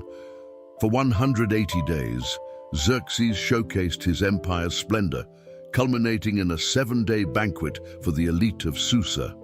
The wine flowed freely, the tables overflowed with delicacies, and the atmosphere was electric with power and indulgence. It was during this display of excess that Xerxes made a fateful command. Queen Vashti was to appear before the drunken crowd to display her beauty. Now, imagine Vashti, a queen in her own right, a woman of grace and dignity, receiving this command. The king's order wasn't a request for her presence as a partner, but a demand to parade herself before the eyes of leering men. Her refusal was swift, and it was resolute. The text doesn't give us Vashti's internal monologue, but we can feel her courage in that moment. She wasn't just defying her husband, she was defying the most powerful man in the known world. Queen Vashti also gave a banquet for the women in the royal palace of King Xerxes. Esther 1:9. This detail suggests that Vashti was a leader, a host, a woman of influence, but her defiance came at a steep cost. Enraged by her refusal, Xerxes consulted his advisors, who feared that Vashti's rebellion would inspire women throughout the empire to rise up against their husbands. Their advice: remove her from the throne and decree that every man should rule over his household. And just like that, Vashti was stripped of her crown. The queen who once stood beside Xerxes was cast out, her name remembered in history as both a symbol of defiance and a casualty of pride. But was Vashti's fall simply the end of her story? or was it the beginning of another? Here lies the mystery of God's providence. Vashti's refusal created a void, and that void would soon be filled by Esther. What seemed like a moment of disgrace was, in fact, a divine reset. The stage was being cleared for a new queen, one whose courage and faith would save a nation. What can we learn from Vashti's story? Some see her as a cautionary tale, a woman whose defiance led to her downfall. Others see her as a heroine, standing firm in her convictions despite the consequences. Perhaps she is both, a reminder that courage often comes with a price, and that even in the fallout of bold choices, God is still at work. For the Jewish people scattered across the Persian Empire, the events in Xerxes' court might have seemed like distant royal drama. But behind the scenes, God was moving pieces into place. The removal of Vashti wasn't just a political maneuver, it was a divine opening for Esther's rise. As we transition to Esther's story, consider this. Have you ever faced a moment where standing firm meant losing something significant? How did God use that moment to shape the next chapter of your life? Share your story in the comments. And don't forget to share deep Bible stories with someone who needs to see how courage and consequences can weave into God's plan. Now, the stage is set. Vashti has fallen, and the search for a new queen begins. Little does Xerxes know, this search will bring him a young woman whose faith and bravery will change the fate of an entire nation. Let's step into Esther's story. The royal court was abuzz with urgency and intrigue. Vashti's defiance had left an empty throne, a vacancy that rippled through the empire. Xerxes, a king of impulsive pride, demanded a new queen, and his advisors, eager to soothe his wounded ego, proposed a solution, a kingdom-wide search for the most beautiful young woman to take Vashti's place. Little did they know, this search would bring to light a woman who carried not just beauty, but the hidden purposes of God. From the opulence of the palace, we now turn to a modest home in the bustling city of Susa, where an orphan girl named Hadassah lived. Her name, meaning myrtle, symbolized peace and righteousness.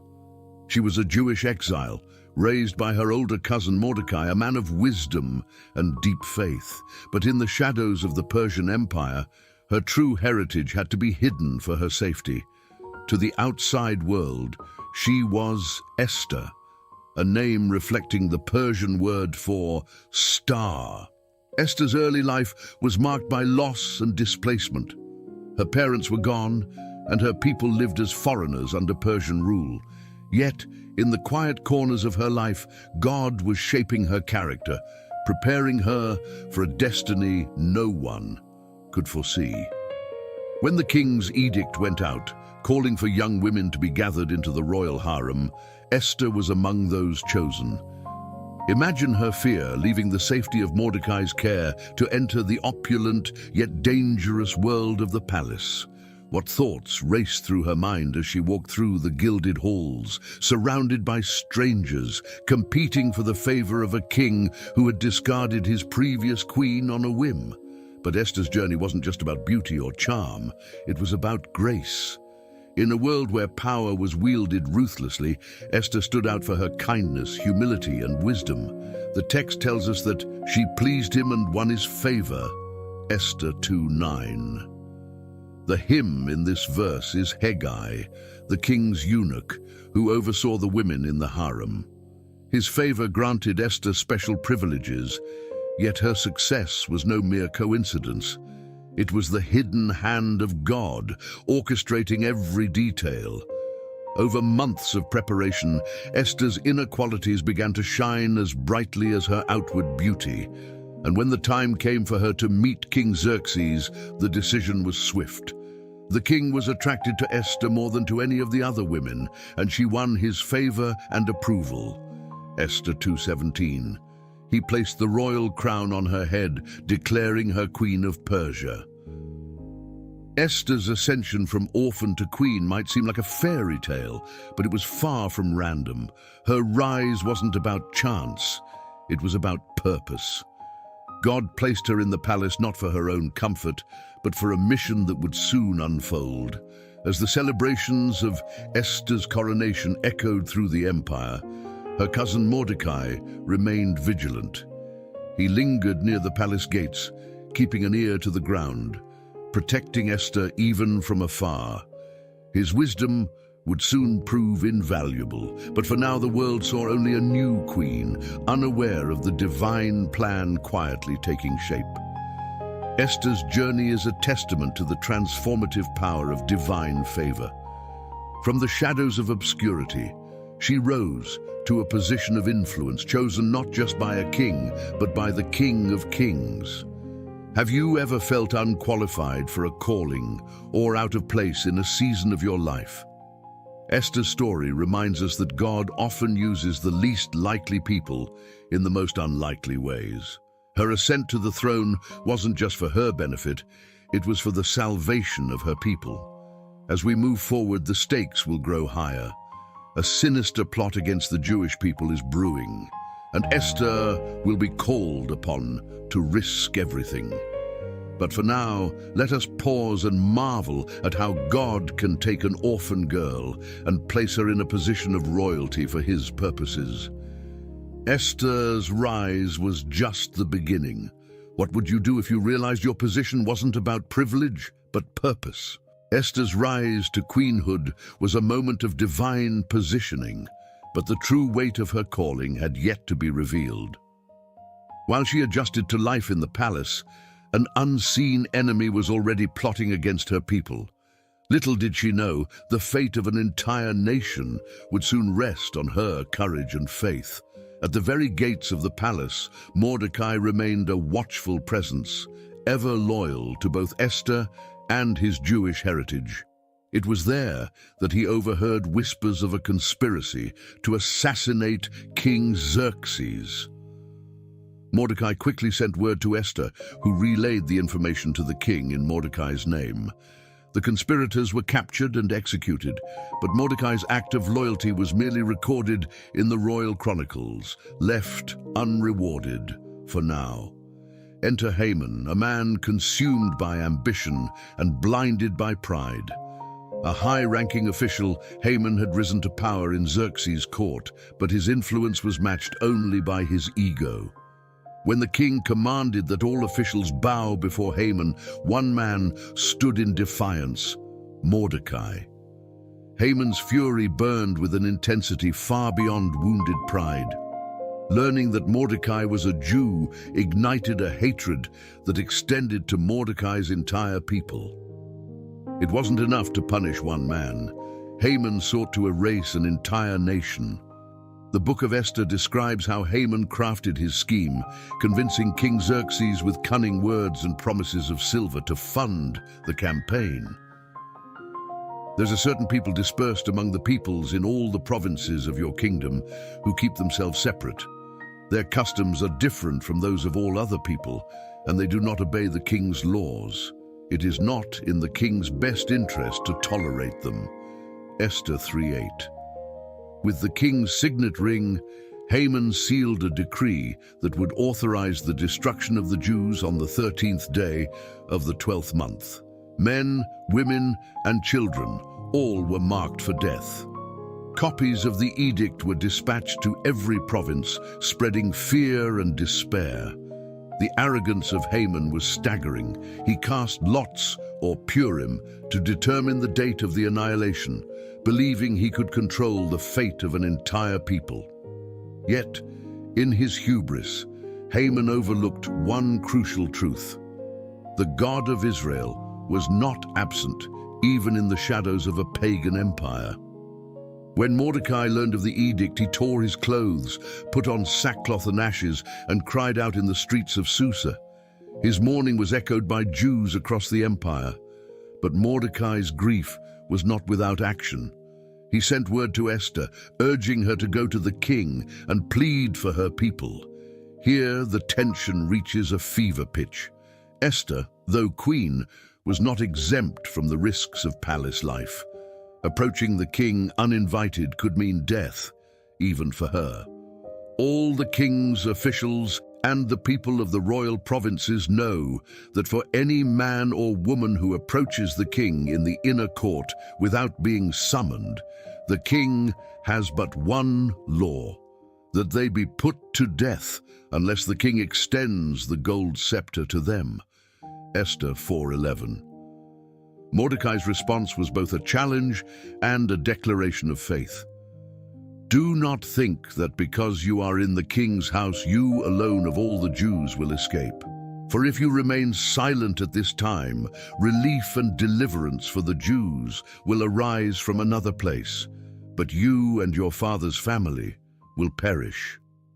And who knows but that you have come to your royal position for such a time as this? Esther 4:13-14.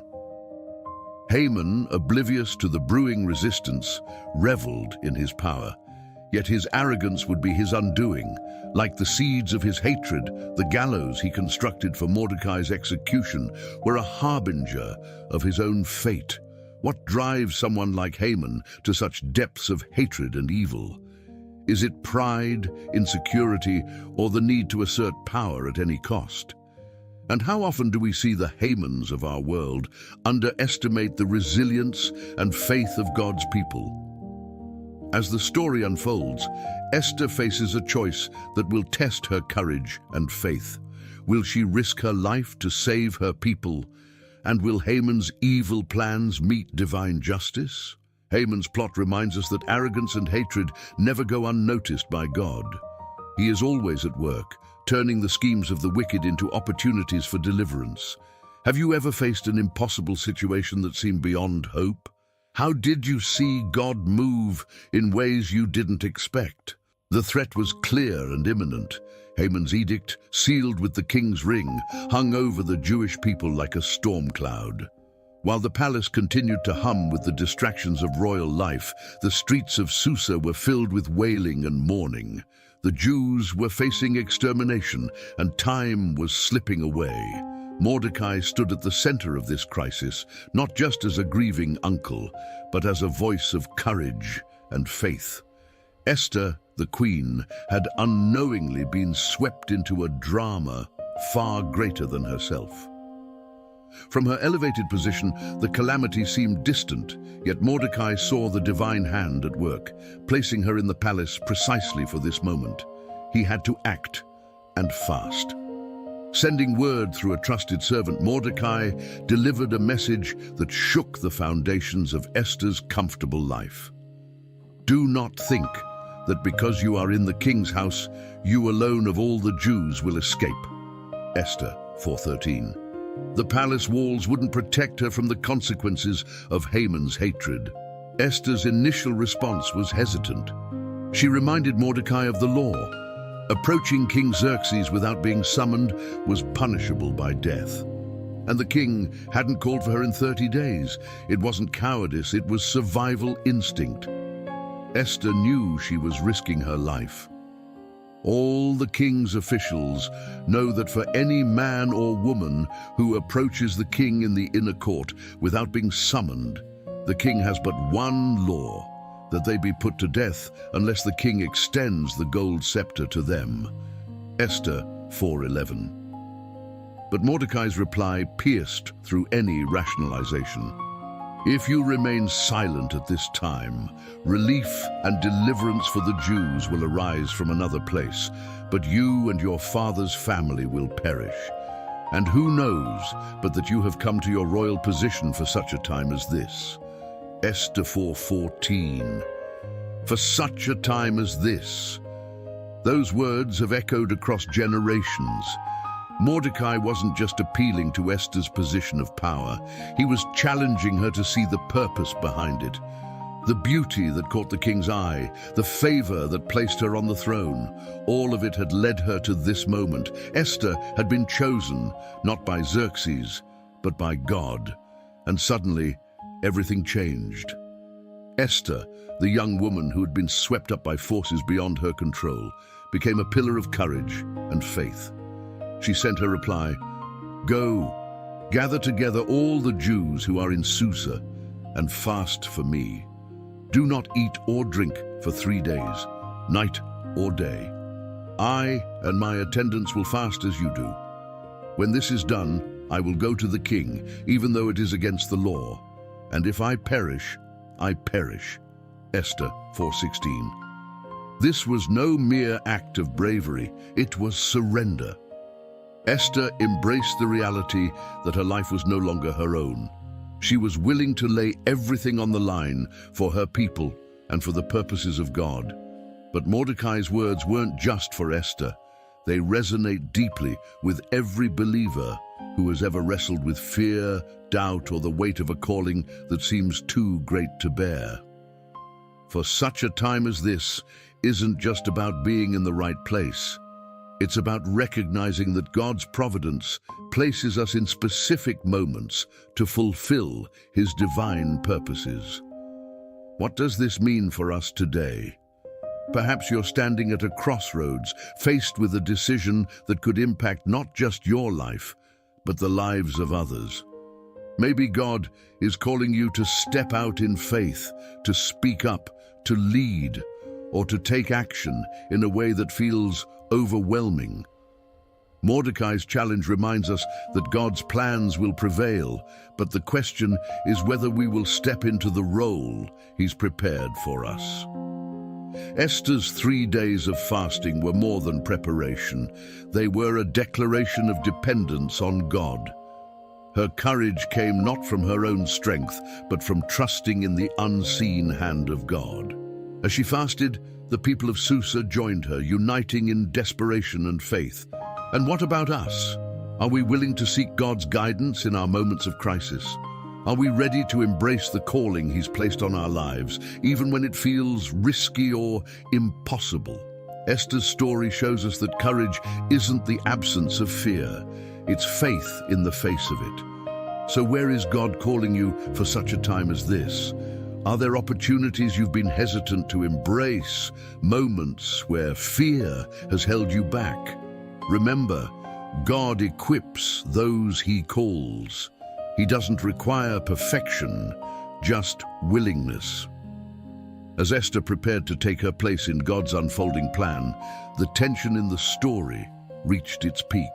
The stakes were enormous, but so was the faith that would carry her forward. Comment below with your own "for such a time as this" moment. How has God called you to step into His plans?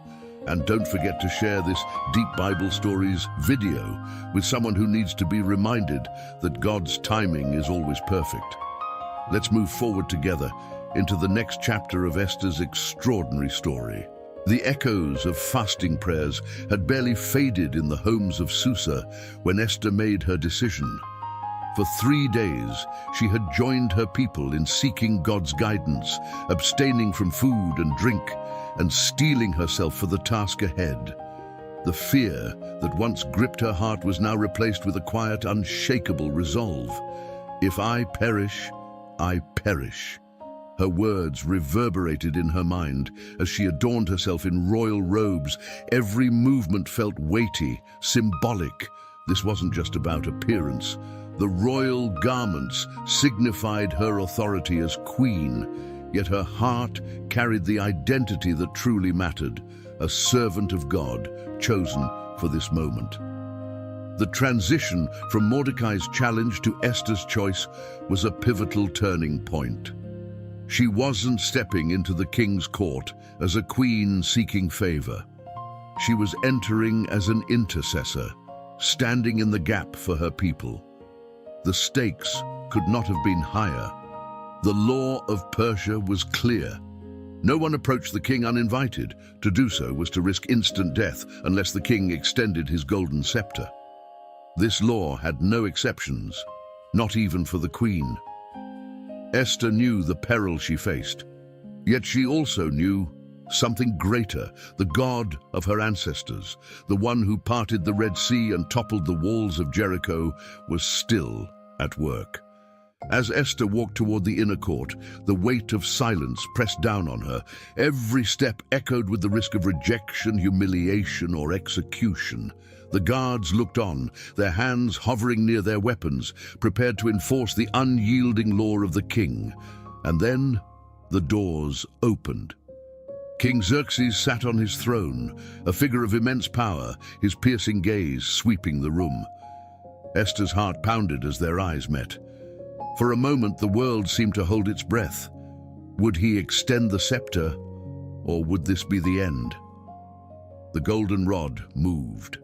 Relief flooded the room as the scepter pointed toward Esther, signaling her welcome. But for her, this was just the beginning. She approached the throne with measured grace, bowing low, and waited for the king to speak. "What is it, Queen Esther? What is your request? Even up to half the kingdom, it will be given to you." Esther 5:3. The king's words were generous, but Esther knew this was no time for impulsiveness. Instead of revealing Haman's plot outright, she invited the king and Haman to a banquet. Her wisdom and tact were as much a part of her bravery as her initial approach to the throne. She understood that timing was everything. This moment of courage wasn't born overnight. Esther's boldness was the culmination of her faith, her fasting, and her identity as one chosen by God.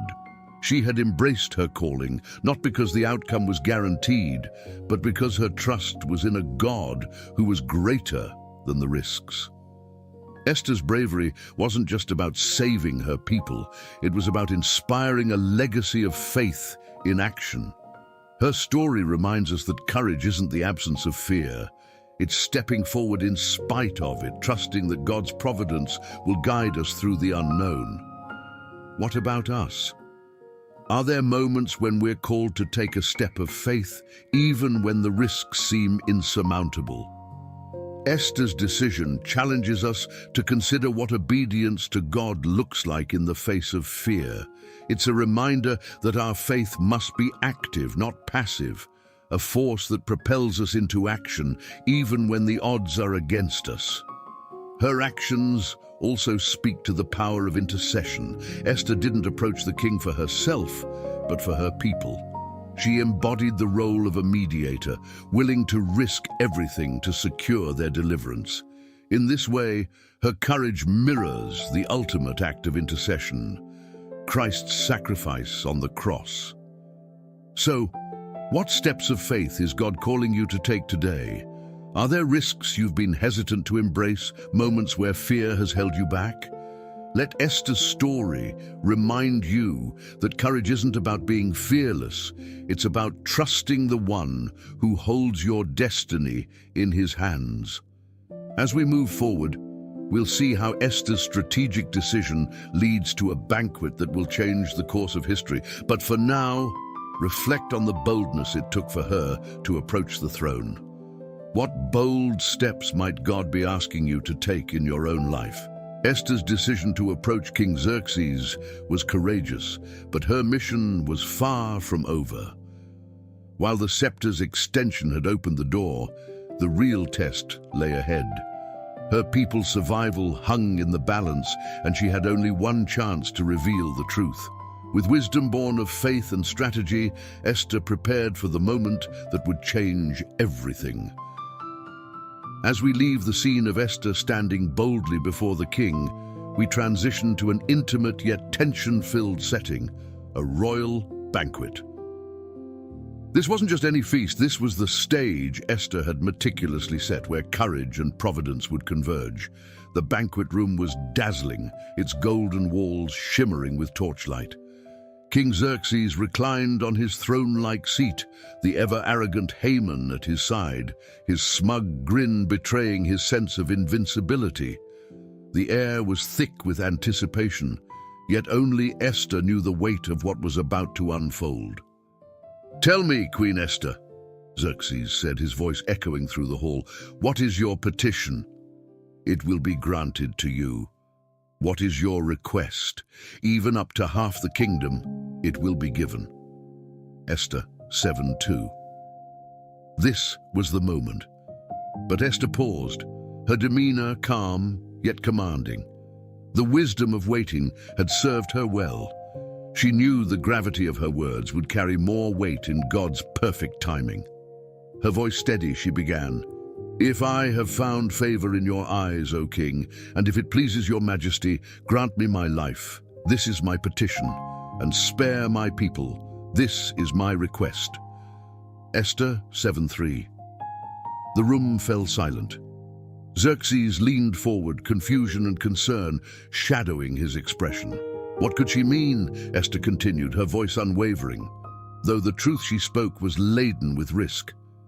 "For I and my people have been sold to be destroyed, killed and annihilated.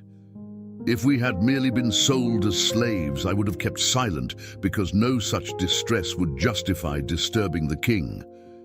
Esther 7:4. The king's eyes narrowed, his grip tightening on the armrest of his chair. A dangerous edge crept into his voice as he demanded, "Who is he? Where is the man who has dared to do such a thing?" Esther 7:5. The spotlight shifted and all eyes turned to Haman. Esther's gaze, sharp and resolute, met Haman's as she declared, "The adversary and enemy is this vile Haman."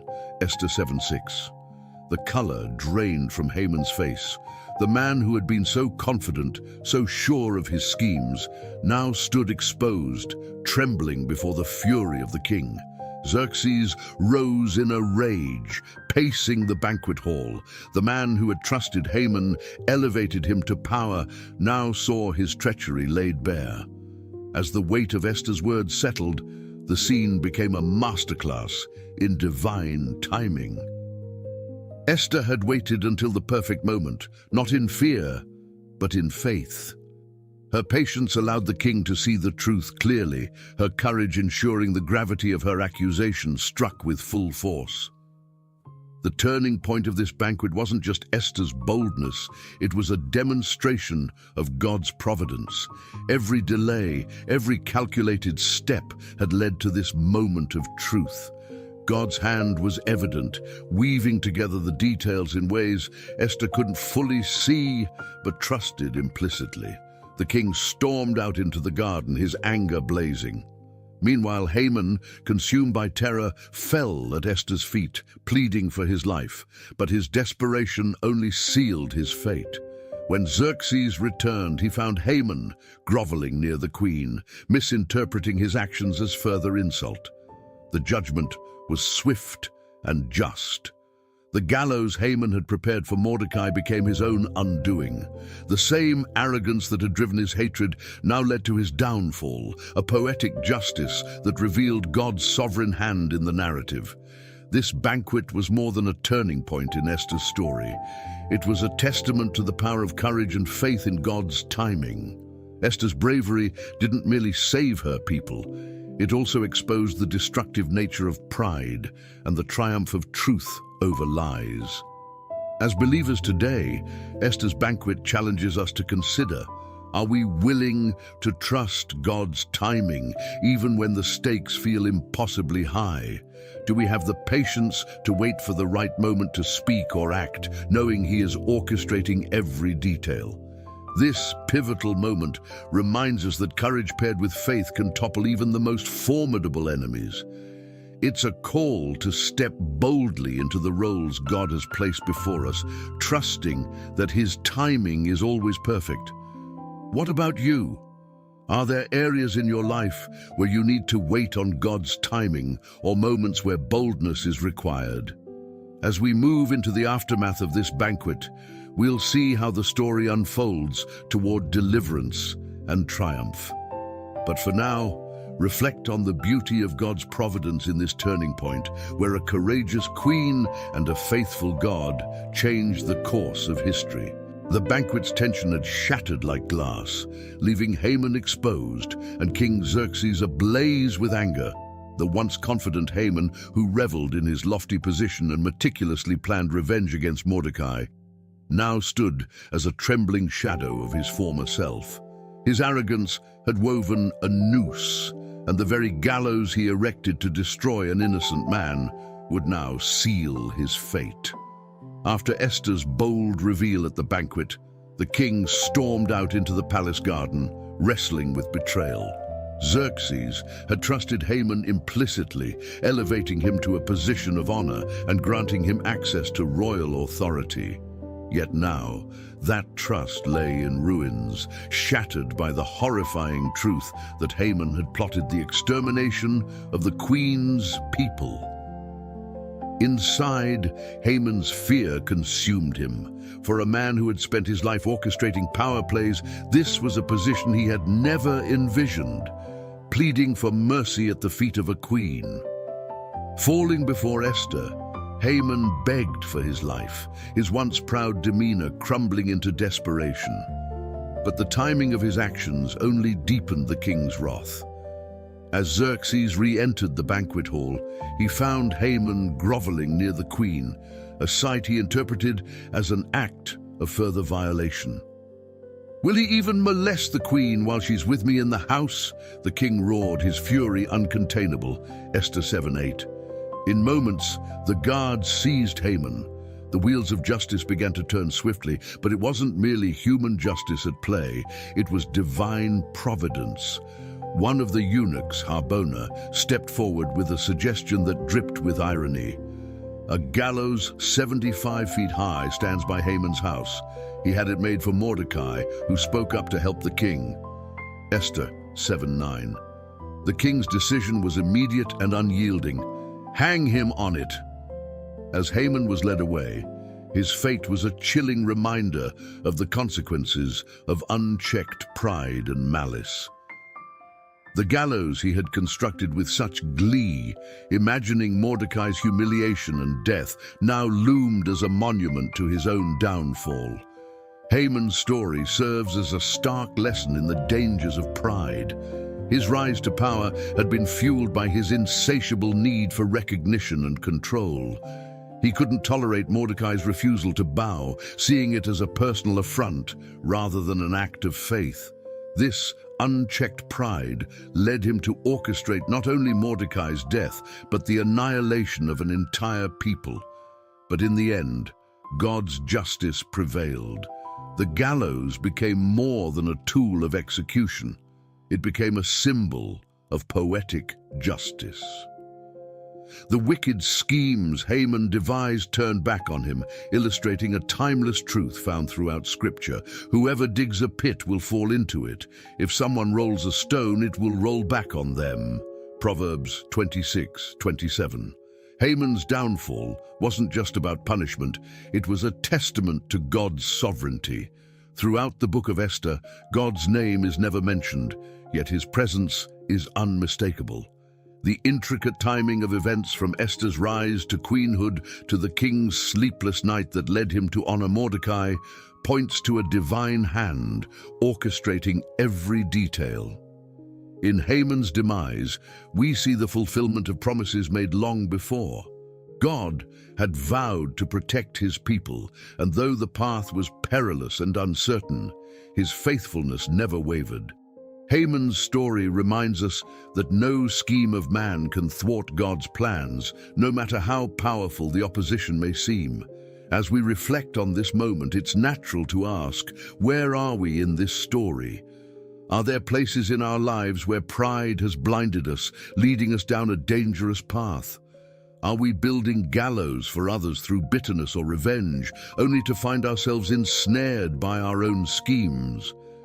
Haman's downfall challenges us to examine our hearts and to trust in God's justice rather than taking matters into our own hands. It's a call to humility, a reminder that pride goes before destruction, but those who humble themselves before God will find grace. This moment also offers comfort to those who feel oppressed or wronged. Haman's story reminds us that God sees every injustice and will act in his perfect timing. Even when his presence feels hidden, his justice is never absent. As the story continues, we'll see how the downfall of one man leads to the salvation of an entire people. But for now, let this moment stand as a powerful testament to the truth that God's justice will always prevail and his plans cannot be undone.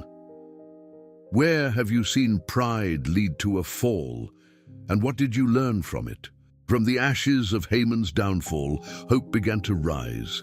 The gallows, once meant to destroy, Mordecai had instead marked the end of their greatest adversary, but the danger wasn't fully extinguished. Haman's decree, signed with the king's authority, still loomed over the Jewish people like a dark cloud. Though Haman was dead, the law he authored was irrevocable, leaving the Jews still vulnerable to annihilation. But where there was no visible path, God was already working through Esther and Mordecai to secure salvation. As the dust settled from Haman's execution, Esther once again approached the king. Though the risk was lessened, the weight of her request bore down heavily on her shoulders. Falling at the king's feet, she wept and pleaded for her people's lives.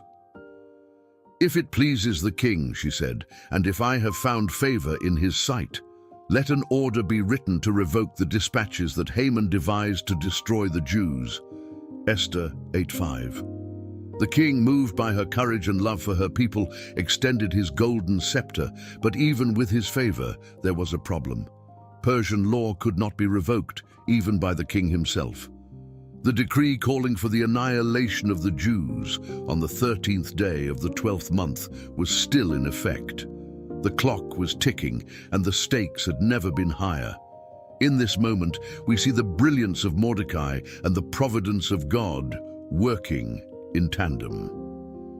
Mordecai devised a counter-decree, allowing the Jews to defend themselves against any who would attack them.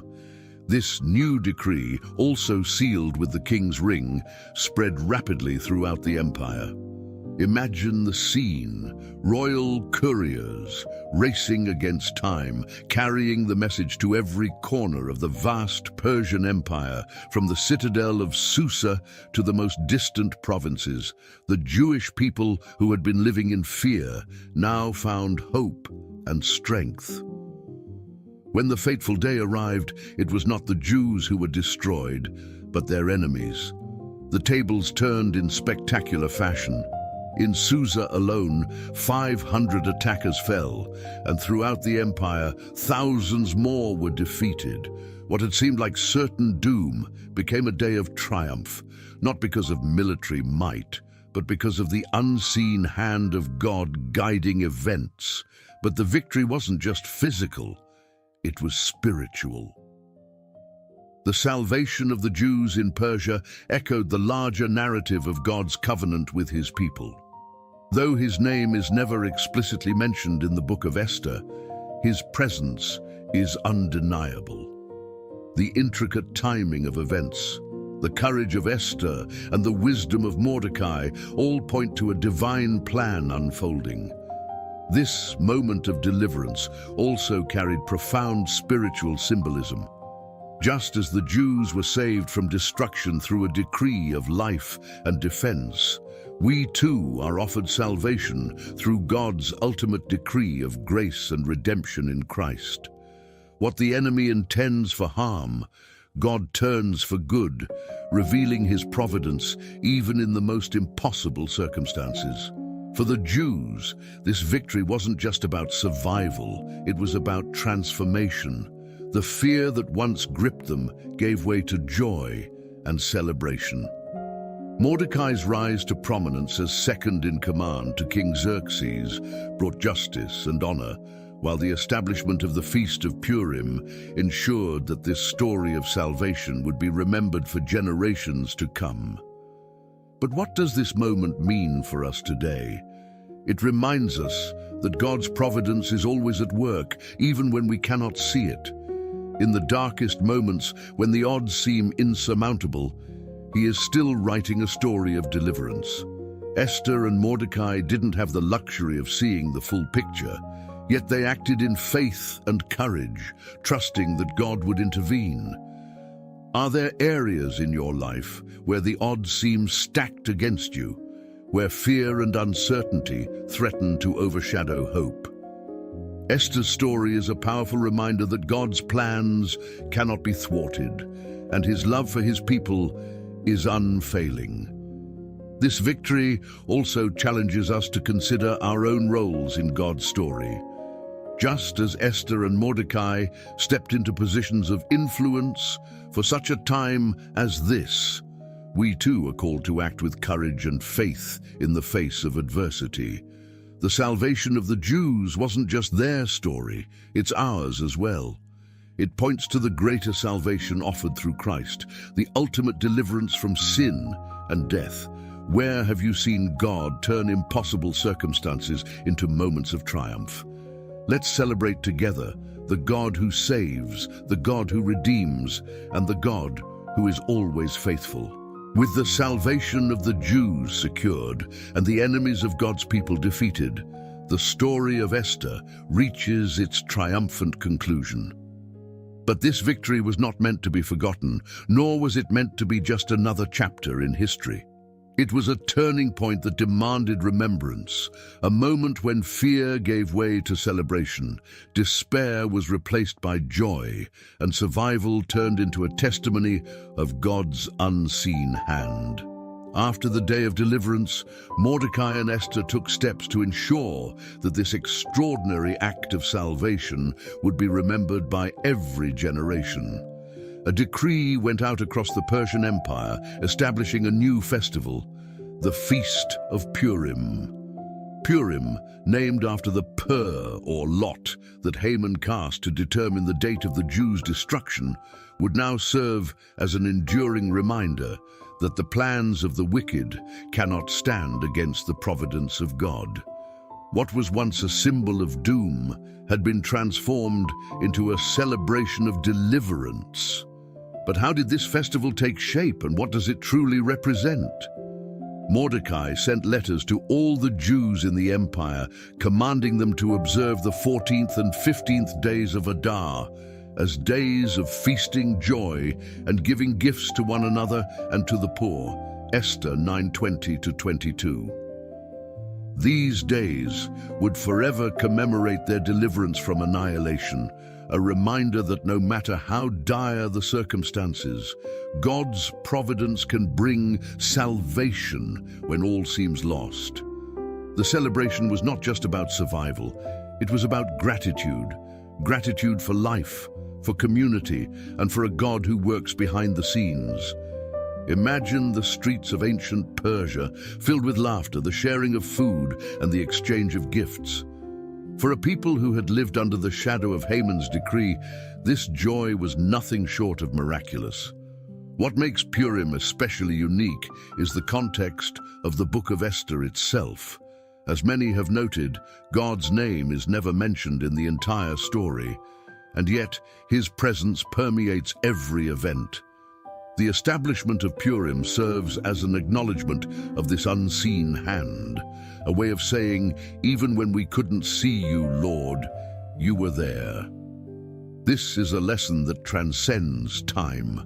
How often do we fail to recognize God's hand in our own lives simply because it doesn't appear in the way we expect? Purim challenges us to look deeper, to see that God's providence is always at work, even in the mundane or chaotic moments of our lives. The Feast of Purim was also a way of turning celebration into an act of worship. By gathering together, retelling the story, and rejoicing in their deliverance, the Jewish people weren't just celebrating. They were honoring the God who had saved them. Even today, Purim remains a vibrant celebration in Jewish communities around the world. The Book of Esther, or the Megillah, is read aloud, and every time Haman's name is mentioned, it's drowned out by boos, jeers, and the clatter of noisemakers. This act is not just playful, it's deeply symbolic, a reminder that evil has no lasting power in the face of God's justice. Feasting, giving to the poor, and sharing joy with one another are also integral to the celebration. These acts reflect the heart of a people transformed by gratitude and determined to honor the God who had not abandoned them in their hour of need. While Purim is a uniquely Jewish celebration, its message resonates far beyond its cultural and religious origins. For believers, it's a powerful reminder of the God who never slumbers, who works all things together for good, and who uses even the smallest acts of courage to accomplish His grand purposes. How often do we stop to celebrate God's faithfulness in our own lives? In the hustle and chaos of everyday existence, it's easy to forget the moments when His unseen hand has guided us, protected us, or delivered us from situations that seemed hopeless. Purim invites us to pause and reflect. Where have you seen God's deliverance in your life? How can you turn your gratitude into a celebration that honors Him? As the Jews celebrated their victory year after year, Purim became more than just a festival. It became a legacy. It was a way of teaching future generations about the God who saves, about the courage of Esther, and about the justice that triumphs over evil. And isn't that what our faith is all about? Passing on the stories of God's goodness, His faithfulness, and His power to the next generation, so that they too can trust Him in their time of need. How have you seen God's unseen hand in your life? Let's take a moment together to rejoice in the God who delivers, who redeems, and who turns mourning into dancing. The streets of Susa had quieted, the gallows dismantled, and the echoes of celebration had faded into the rhythms of everyday life. The Feast of Purim was now a vibrant tradition, but one lingering question remained. Where was God in all this?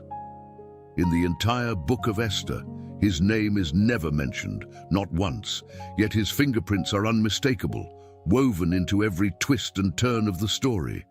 Transitioning from the joy of Purim, we are faced with a profound truth. Esther's story is one of faith in the unseen. It teaches us that even when God seems silent, He is always present, orchestrating events with divine precision. But why is His name absent from the narrative? Could this omission be intentional, a challenge to see His hand when it's not explicitly revealed?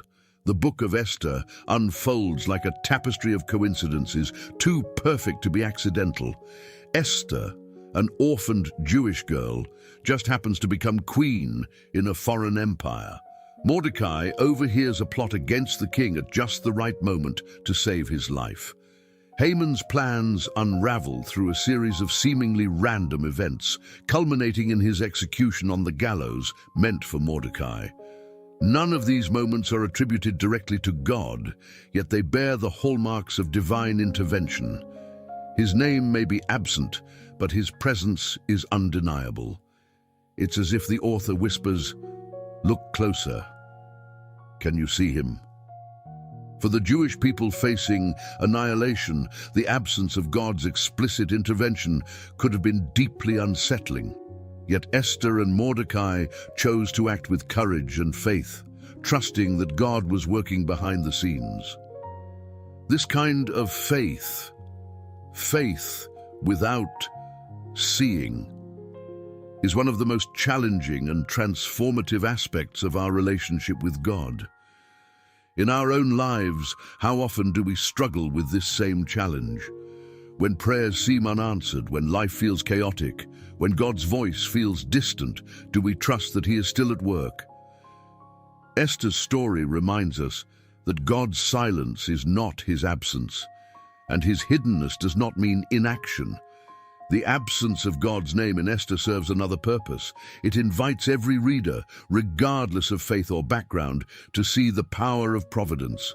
Unlike other biblical texts that explicitly invoke God, Esther operates in the realm of the subtle, showing us that God's hand moves even in the ordinary and the mundane. Consider this.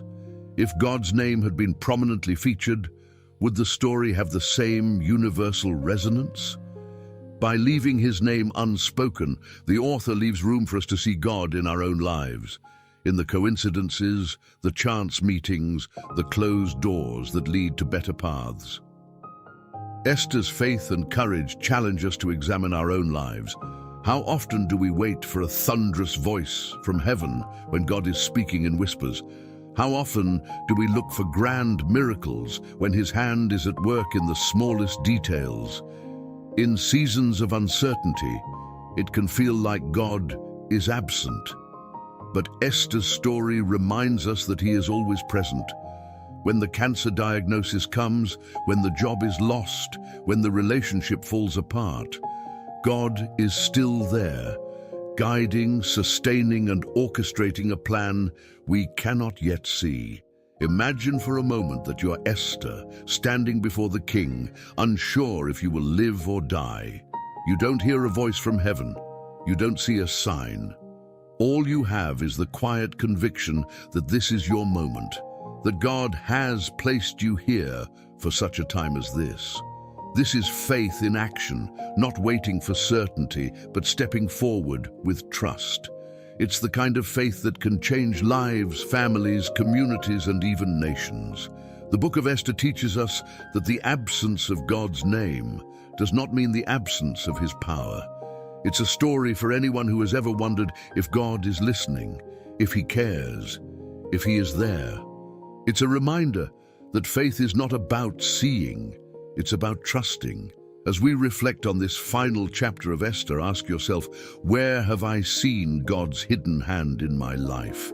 Where have I doubted His presence, only to realize later that He was there all along? The echoes of the Feast of Purim may fade, and the gallows where Haman met his end may no longer stand, but the lessons of Esther's story endure. The final chapters of her tale don't just belong to the annals of history, they speak directly to us today. If Esther's journey teaches us anything, it's that moments of courage aren't just for queens. They're for every believer who faces the choice between fear and faith. Transitioning from the hidden hand of God, we now turn our focus to how Esther's story resonates in the modern world. It's easy to dismiss her bravery as something extraordinary, reserved for someone chosen by God to save a nation. But what if you are Esther in your own story? What if you too are called for such a time as this? When Esther decided to approach the king uninvited, she was fully aware of the risks. Death was a real possibility, yet she didn't let fear dictate her actions. Her words, "If I perish, I perish," ring across the ages as a testament to faith that chooses obedience over self-preservation. How often do we shrink back in fear when confronted with challenges that demand bold faith? Perhaps it's not standing before a king, but standing up for your faith in a hostile environment. Perhaps it's speaking truth to a loved one, stepping out of a comfort zone, or taking a leap of faith into the unknown. Esther reminds us that courage isn't the absence of fear. It's acting despite it. God's providence doesn't always come with guarantees of safety or success, but it comes with His promise that He is with us, just as He was with Esther. Esther didn't save her people with grand speeches or miracles. Her victory began with one simple, terrifying step: entering the king's presence. That single act set off a chain reaction of events that turned despair into deliverance. What is the step of faith God is calling you to take today? It may seem small, but like Esther, you cannot underestimate its potential impact. Faith is often like a stone thrown into a still pond. Its ripples reach farther than you can imagine. One of the most striking aspects of Esther's story is her solitude. She didn't have a crowd cheering her on or the immediate assurance of victory.